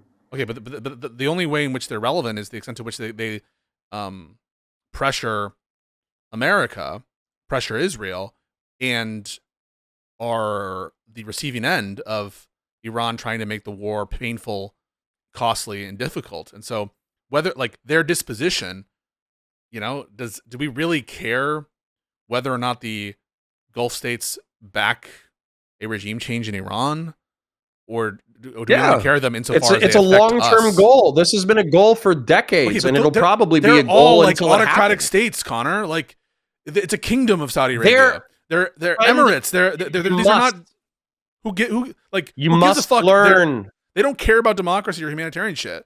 These are like fucked up regimes. Hold on. My friend, my beloved friend in Pisco. Number one, you can care about multiple things at one time. You can also care about things to different varying degrees. You can be pragmatic and you can be ideological simultaneously. So, for instance, I would see the MSB, the new crown prince of Saudi Arabia. Yes. I would view him as a Saturday morning cartoon villain because he got Kamal Khashoggi or whatever that guy's name was, invited him to an embassy, sent out a hit squad, and then chopped him up and then removed his body, in suitcases because he was critical of the Saudi regime, right? That's some Saturday morning cartoon villain Soprano shit, right? But he's also ruled as a pragmatist, where a lot of like the social reforms and tourist reforms and allowing more Western culture in and increasing trade with the Western world, he's been a pragmatist the way that his father wasn't, in ways that will maybe not turn Saudi Arabia into a democracy, but will modernize it as a state to the point that it's Western friendly. If that's the assessment, then I think you have to grant that Iran is more democratic than Saudi Arabia. It probably is. Right. So but at the same time, we already know democracy is not the virtue, because there is a difference between if you're an autocratic regime, but you are our enemy, we are going to kill you. If you're an autocratic regime and you're our friend, we'll support you or we'll kill you, depending on how advantageous it is to us. That's why I'm suggesting that the humanitarian stuff, like, it's all pretext, and like, to extent, maybe the people who support the war aren't lying about it, but the people who are conducting the war, I think, don't give a fuck, and they're not committed to the end of the benefit for the Iranian people. I think you think there's a hypocrisy when there isn't one. Okay. So for instance, I'll try to articulate it for myself. I have a community member, and I'm not going to say their name, or I'll say a modification of their name. Their name is Kaz. Okay. They live in Iran. They're a secularist. They're pro-democracy. They're pro-West. They speak English. Okay. They had friends who were a part of the Iranian protests. And right before the protest kicked off, he said, "Hey guys, it's getting bad. If you don't see me for a month, it's because some crazy shit popped off. And if you don't see me ever again, it's because I'm dead." Okay. That's what he told us, like, the week that the protest kicked off. His best friends, a friend specific, I should be specific, got killed in the protests. And so we kind of mourned it as a community. We talked about it as a community. We hoped that the regime would change, blah, blah, blah, blah, blah, blah. But, okay, I want democracy for Khazra. I want a civil society for Khazra. I want it for his family. I want it for his friends. I want it for the future of the region. However, if we could get Iran to normalize trade, not go to war with its neighbors, they'll probably still support terrorist organizations, but let's say they reduce their support for terrorist organizations, and then they open up their oil markets to the Western world, and we can't get a democratic revolution, and that's all we can get, that's still a victory. That's still a win. If it could be achieved through a treaty or an agreement or through diplomacy, that's preferable. But if it's the case that this is unlikely to achieve that aim, I think it's by definition a failure with respect to the stated war aim. And again, it might be, but can I remind you of a historical analog? This quote gets used against Abraham Lincoln all the time. But do you remember Abraham Lincoln saying that if he had to permit slavery in the South, but he could preserve the Union, he would do so? Yes.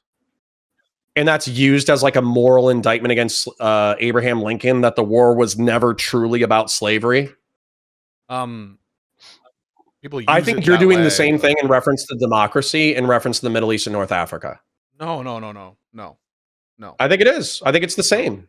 I think it's a balance of pragmatics versus ideology. No, because for Lincoln, it was about preserving the Union. The reason that the Civil War is about slavery is because that's why the Confederates were seceding. That's why it's about slavery. But Lincoln, I think, was honest when he said he wasn't going to touch slavery where it existed when he was inaugurated. And so I think Lincoln was honest about his desire to, and I think they even proposed amendments to that effect. So there's no lie there. And it doesn't make people wrong that saying it was about slavery and that's why they were seceding. But for the North, the immediate concern, the most imminent concern, was preserving the Constitution and the Union. So all of that is consistent. I don't see how it's contrary to what I'm saying here. No, but I think that if you make this analogous to the Middle East and North Africa, our primary concern can be geostrategic advantage, long-term geostrategic stability, preventing Iran from getting a bomb, and getting Iranian leadership that isn't openly hostile and antagonistic to the Gulf states, Israel, and the United States, and is willing to sell us oil. That can be the primary goal. And then the secondary goal can be long-term regime change and democracy within Iran. And just because we betray democracy in the short term for our primary goals doesn't mean that we don't care about democracy at all. I think that potentially that could happen. I'm not saying it couldn't happen. It's possible it happens. I don't have no reason to think it's likely. I am just as much I'm just as sure that this will, to the extent that we're unable to accomplish the immediate goal, it might just resolve the Iranians that they need to get a bomb, and that they do it as soon as possible. So assume that Trump is unsuccessful and they aren't able to achieve their aim, well, maybe what you've done now is you provoked them to stay entrenched. Now, my hope is that that's not the case, and that diplomacy can win the day, and they would wait, and the Iranians would be entertaining negotiations with a new administration or something. But I think that there's a danger here that's not recognized, that it worsens, the situation geostrategically. But maybe we have just worsens for who? For the American Western perspective. I don't know how this is in our interest, because I think that we're more likely to achieve a compliant regime in the long term by, pushing for negotiations and a softening of the regime through soft power and through internal checks. I mean, there was internal protests and stuff and internal dissent that we've kind of like swept the rug under them by killing the supreme leader. And now, there could be a rally around the flag effect that strengthens and emboldens the regime. And I think that, like, think about the South Korean example, right? The South Korean example, the Chile example, these are situations in which there was a dictatorship in Spain, right? That over decades, it softened, right? And they gave up power, etc. It's not clear to me that this conduct is going to result in a wellspring of democracy, humanitarian concerns, and it might have the opposite You're right. effect. You're right. Let me bring up a counterexample, though. Okay. So China, during the 70s and the 80s, I think we started normalizing relations with China in 1974. And as a result, we were hoping and praying that what would happen is, through economic liberalization and diplomatic liberalization, there would also be cultural and political liberalization. So over time, China would just become increasingly democratic and increasingly normal from our perspective, and less and less autocratic over time. Well, what ended up happening, though, is that China, through industrialization, became one of the major manufacturing hubs of the world. And because they had a centralized economy that liberalized insofar as allowing different areas to generate wealth, but it was still centralized enough that whenever it became a threat to the state, they could nationalize it or punish it or incarcerate leaders of industry or whatever. What we did is we effectively allowed, in my mind, a fascist regime to have an economic powerhouse underneath it. And so as a result, the chances of destabilizing and winning a ideological conflict against China, I don't think is increasing. I think it's decreasing. I think Certainly, China can increasingly using all of our ordnance and missile defense systems. If we're using all that ammunition here, I think that's true. But also, if you're saying, like, just letting them be. Well, I'm not even just talking about conventional warfare. I'm also talking about ideology. Because why would China or the Chinese people, if they can point to incredible amounts of material wealth generated, if they can point to competitive technology with the Western world, if they can point to arguably having better criminal and educational outcomes within their society than the Western world, why would they want to emulate us? Well, they're doing it better. I think you and I would have our preferences for why China's model is not desirable, notwithstanding, economic gains or something. You're saying, how are you going to convince them if they have good results? I think that, there's definitely an argument that that like our hopes regarding liberalization in China were dashed because it just kind of entrenched them or whatever. But does that mean that we should have gone to war with China? I don't know that that's what no. You know what I'm talking about? I don't know the calculation. So, for instance, I think part of the calculation for the Nixon administration for the normalization of China was to politically isolate Russia so that our pressure campaign against them would be more effective. And I don't know the effects of that. Like, if I had to normalize relations with China, but that also accelerated the collapse of the Soviet Union, do you accept that? And then also, this is the other calculation. Part of the reason why I asked you about how much blood are you willing to trade for freedom is because freedom is very ephemeral, whereas blood is very measurable. And so, for instance, with China, they don't they arguably have less crime and less violence in the United States. But the Hong Kong protesters were clamped down on, destroyed utterly by the central government. The Falun Gong cult or church, those people are extremely persecuted in China. They're effectively incarcerated on site. The Uyghur Muslims of Western China endured a cultural genocide, and we did nothing about it. And then there's arguments that the Chinese effectively are using their incarcerated population for vital organ harvesting. And this is reported on by the UN. So, who's to say if we tolerated the Iranian regime and normalized them, they don't become worse because they're more economically stable? Aren't we empowering MBS by, continuing these economic ties, trying to normalize between them and Israel? Aren't we empowering all these Gulf states, which are incredibly illiberal, that they're allies? That's the difference. But the point I'm trying to say is, in the context, then what's driving everything, right, isn't a belief or desire in the well-being or like democratic impulse of these people yearning to be free. That's not what's actually motivating it. And who knows whether or not this is the best way to get that. It also could not. I don't think there's a good case, like a good percentage chance, or that we can ascertain a good percentage chance that it will result in that outcome. Maybe there's a good percentage chance that it'll degrade, and I think that it's already happening, the military capability of Iran, et cetera, whatever. But that just as easily lead to a hardening of resolve towards the very ends that we think are unacceptable, namely the accumulation of ballistic missiles, funding of proxies, and pursuit of nuclear weapons. And so, to me, when all of those things are up in the air and there's no real strong basis to believe, and even some intelligence reports from internal to the administration that suggest that it's not likely to see this kind of result, and you have people who consistently said that this is a bad idea, J.D. Vance, Tulsi Gabbard, within the administration, who are now doing an about-face without an explanation, to me suggests that it's not clear. It's a gamble. It's a risk. It's a huge risk and gamble, and I don't have any confidence that it will come up good, and that's compounding all the issues of competency from the Trump administration and illegality.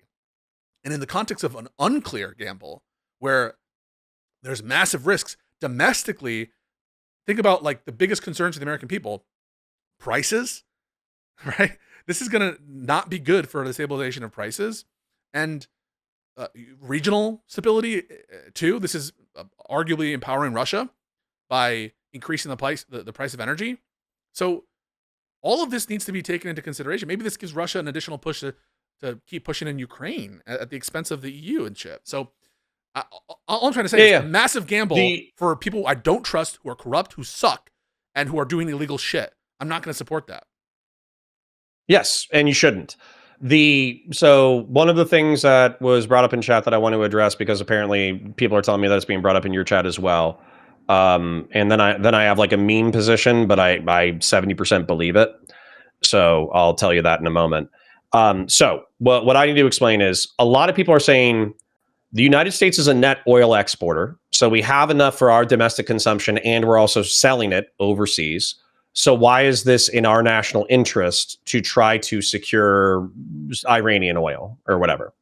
And my point to you is that the United States, through our actions as world police, we are the security forces for 70% of global trade. The people who are outside of our commercial empire are Russia, China, Iran, and Venezuela.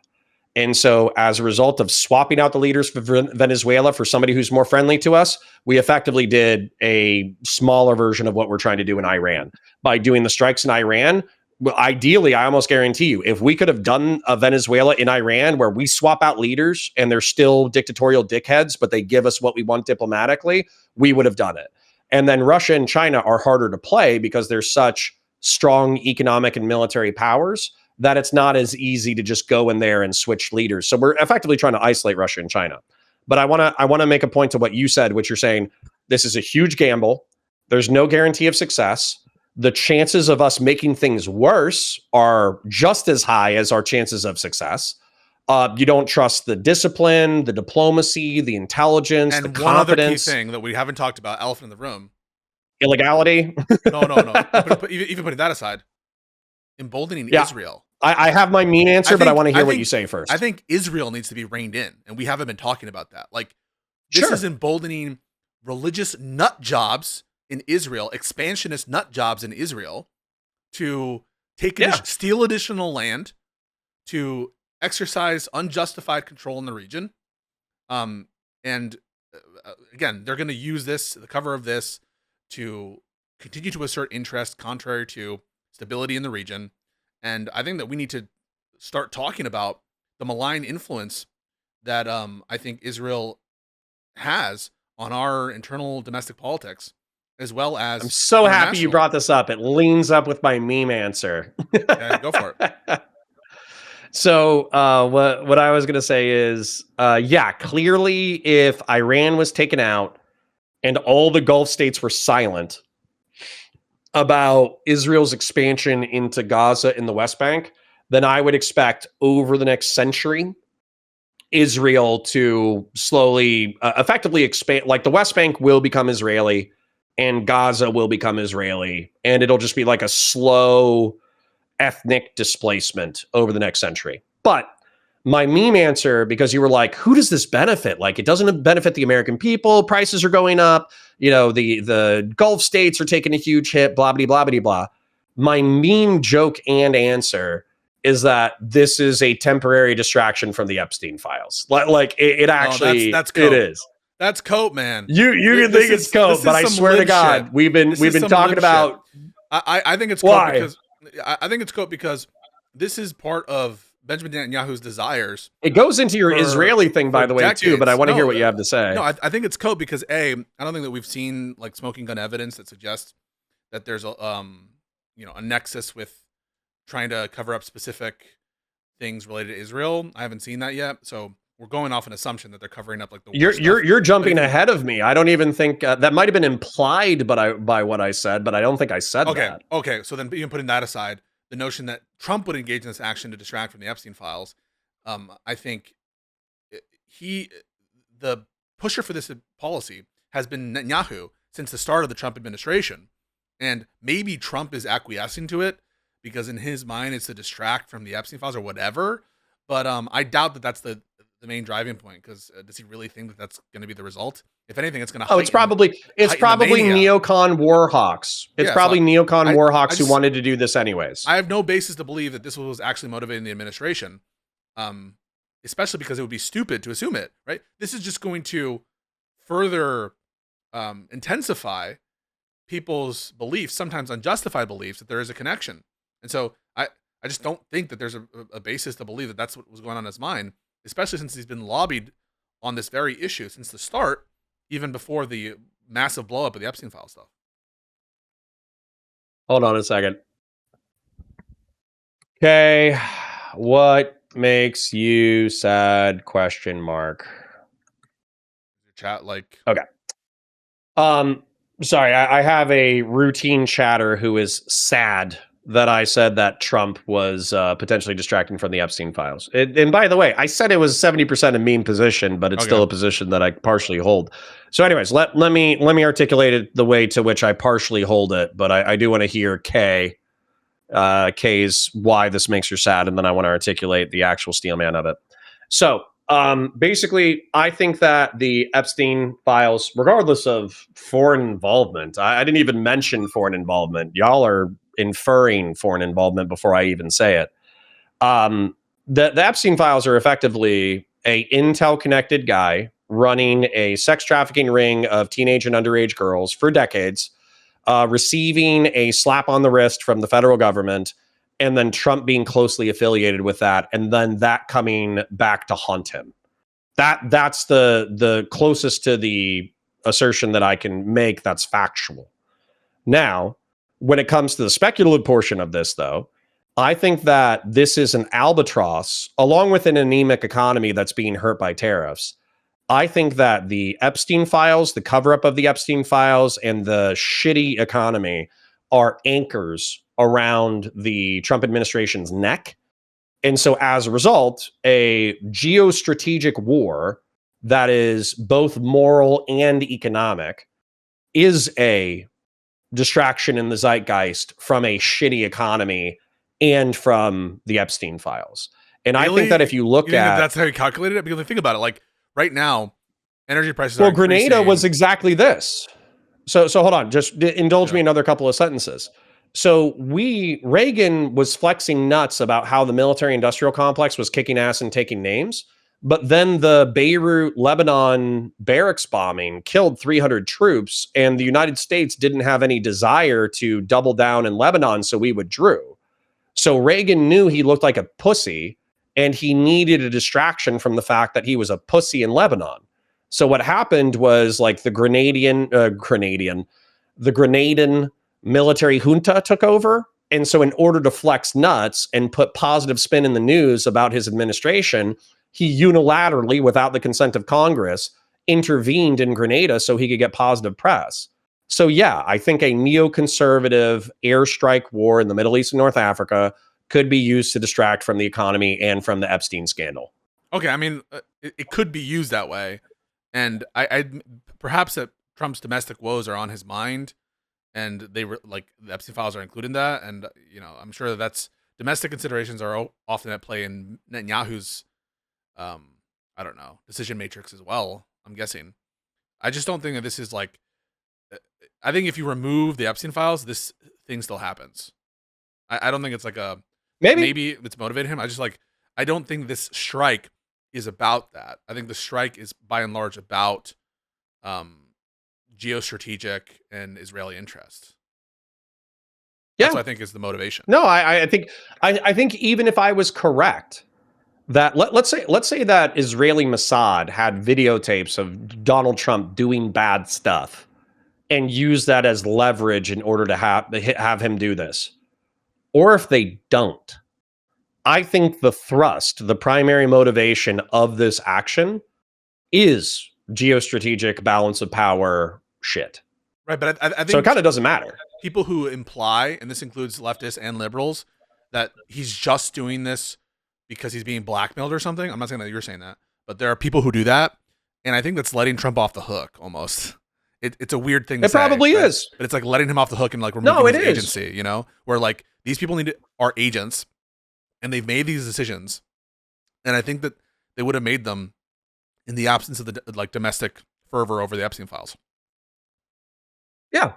No. So I think part of the reason why I brought it up as a meme position is because regardless of whether or not I believe it, it doesn't really impact the scenario at all.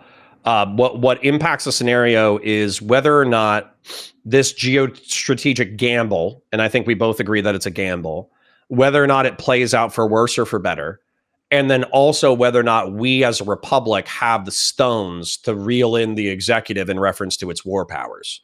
Those are like the two crucial talking points emanating from this conflict. Yeah, so Epstein blackmail is nothing. It's window dressing. Yeah, like I'm just like not convinced of the maximalist positions of the Epstein files just yet. I'm just gonna be honest with that. Like, you don't have to be.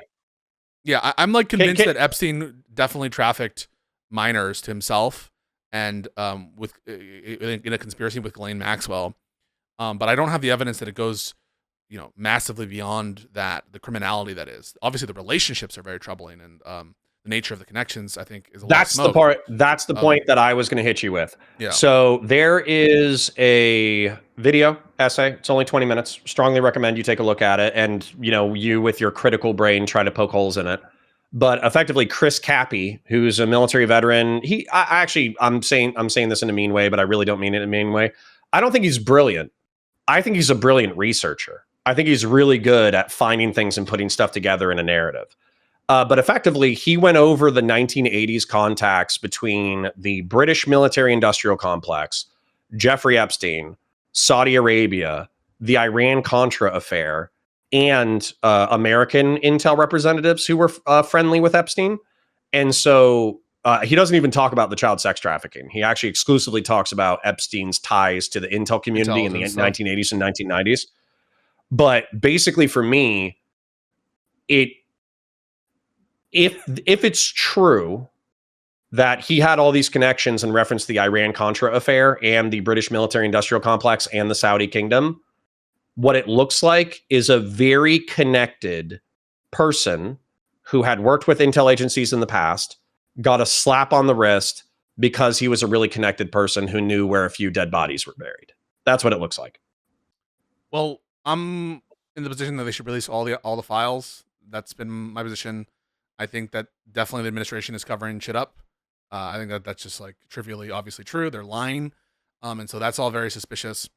And I just don't focus on this for this conflict because I think the conflict is explained with things other than that and would have occurred.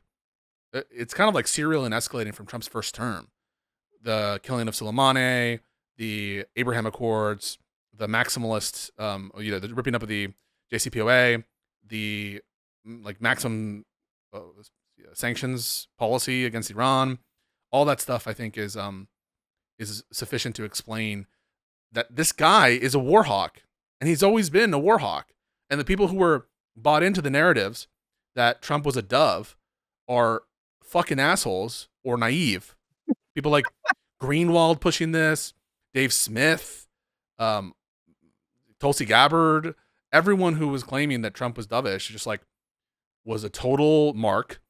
And that's why like when people try to be like, oh my God, he betrayed MAGA, I'm like, this dude was clear about where he stood on Iran, and it was so fucking obvious.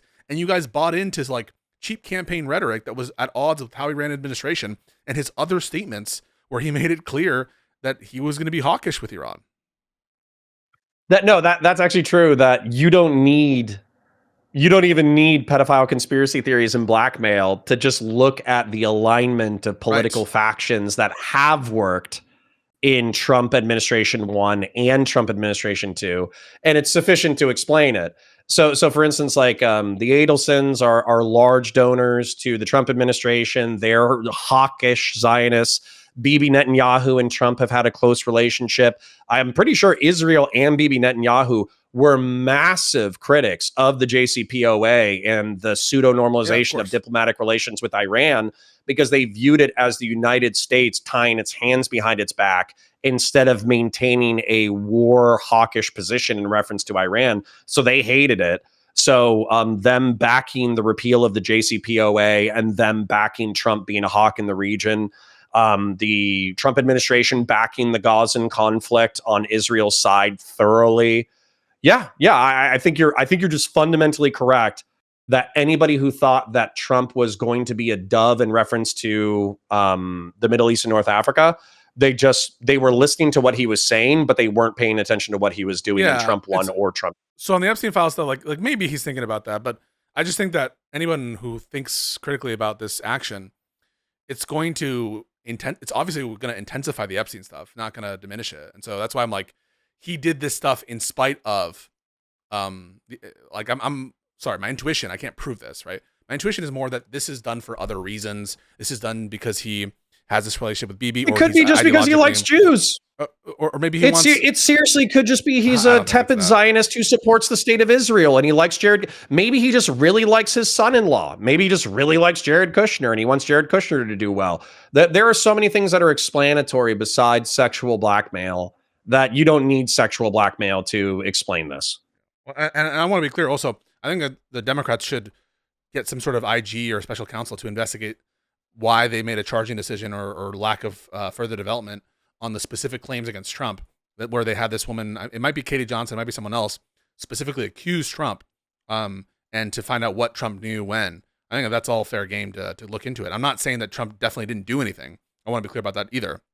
I'm just saying I haven't yet seen corroborating smoking gun proof that would convince me to say, like, I know that he's criminally implicated here. I think that there's plenty of suspicious shit, and there's a cover-up for sure, but I don't know what the extent of his involvement is in the criminal aspects of what happened. That's it. Yeah, sure. Sorry for dragging you along with me into the conspiracy territory, but I enjoy speculating on conspiracy theory bullshit more than most people. Real quick though, I'm going to shill again because it's been a while. Yeah. Like the stream, share it with your friends, engage your chat, super chats if you got them, memberships if you got them. Listen, if you guys reward me financially when I'm having good faith, interesting, highfalutin conversations with intelligent people, then I'm going to keep doing that. Whereas if you give me hundreds or thousands of dollars when we're reviewing the sexual activities of random YouTubers, then I'm going to go where the money is. So like the stream, share it with your friends, engage with chat, super chats if you got them, memberships if you got them, if you actually enjoy geopolitics and legal analysis from people who aren't screaming at each other. So let's finish with this in terms of next steps. I think next steps have to be, from a Democratic perspective, reading the room and recognizing that their base is very much against this war. And they need to get with the program to the extent that they're not already. And I'm happy that the overwhelming majority, both in the House and the Senate, voted in favor of the War Powers Resolution. But this war, I think, is going to turn out to be unpopular. And I want the Democrats to operate as a bulwark in holding the administration accountable. If the only thing they can do is have hearings and haul people in to testify, then that's what the fuck you need to do. And so that's what I support. I'm against the war. And I would hope that you would be against it for the constitutional principle. But I'll let you marinate with that after our discussion. Yeah. So while it sounds like I am arguing from a consequentialist lens that this could have a positive effect, I will concede openly to Pisco and critics of the war that is just as likely, if not more likely, to be a blood-soaked nightmare that destabilizes the region and screws shit up both economically, socially, militarily, etc. And I also do not trust the people who are running this conflict to not devolve into insanity. So that's already conceded. What I would also say is, as much as I might be cheering on neoconservative, pro-democratic, international military interventionist outcomes, the truth is that I'm voting for somebody else's bloodshed. It's very easy to do so from the comforts of America on a podcast than it is to actually fight these conflicts and risk dying in these conflicts. Not just that, but even if we were to get ideal, let's say that we got every single neoconservative concession. Let's say Iran becomes a bastion of democracy. They're exporting their oil to the free world. They turn on, Russia and China, and they help pressure them into a more Western mixed economy, capitalism, liberal, democratic framework. I get everything I want. I still agree with Pisco that it should be a priority for Democrats to, number one, win 26 in a sweeping manner. Number two, win the presidency in number 28 or in 28. Number three, pass sweeping reforms that in reference to pardon power, in FARA violations and foreign influence campaigns and bribery and corruption by nuking the filibuster in 28 and then passing this legislation in order to, number one, safeguard our republic, and number two, reel in the broad military authority that presidents have been abusing arguably for decades, arguably since the inception of this country, because effectively we have taken such a big risk. If Iran was everything they said that it was, and they had a nuclear bomb and they deployed it, they could have done a dirty bomb in Tel Aviv. They could have done a dirty bomb in New York. They could have done a dirty bomb or a nuke in Tel Aviv. They could have done a nuke in New York. They could have actually fucked up the world and killed hundreds of thousands of people and launched World War III. That should not be left up to the whims of one man. That should especially not be left up to the whims of one man who is an incompetent piece of shit who I hate, who I cannot wait to be out of office. You're here on that. And with that, Connor, I think that was a good conversation. Yeah, bro. How you feeling? I feel great. We should mix it up. We should have BDSM struggle session, fight sessions where we scream at each other and it's all ugly until the very end. Then we should have some calm, nuanced, legalistic, geopolitical, analytical conversations. And then every now and then we should jump on a panel and throw elbows. So yeah, I think variety is the spice of life, and I appreciate the variety. Awesome. Well, appreciate you. Hope you're well. My best to your fam and to grandma. Thanks. Points. And yeah, go with Christ. Is that what you guys said? I appreciate it. Are you even a Christian? You're not even a Christian. I'll give mama points and grandma points and little points as the love. Are you even a Christian? Not. I'm not. I don't believe that Christ is the Messiah, but I believe in God. Wow, interesting. You learn something new. So I'm a deist every day, like many of our founding fathers. Well, go with the nondescript God, And hope Yes. that you have a wonderful, wonderful Yes. week. All right. I will go with the ordered and creative force of the universe, who may or may not care about my specific existence. I will do that. Based. All right. Talk to you later. All right. Bye, buddy. Later.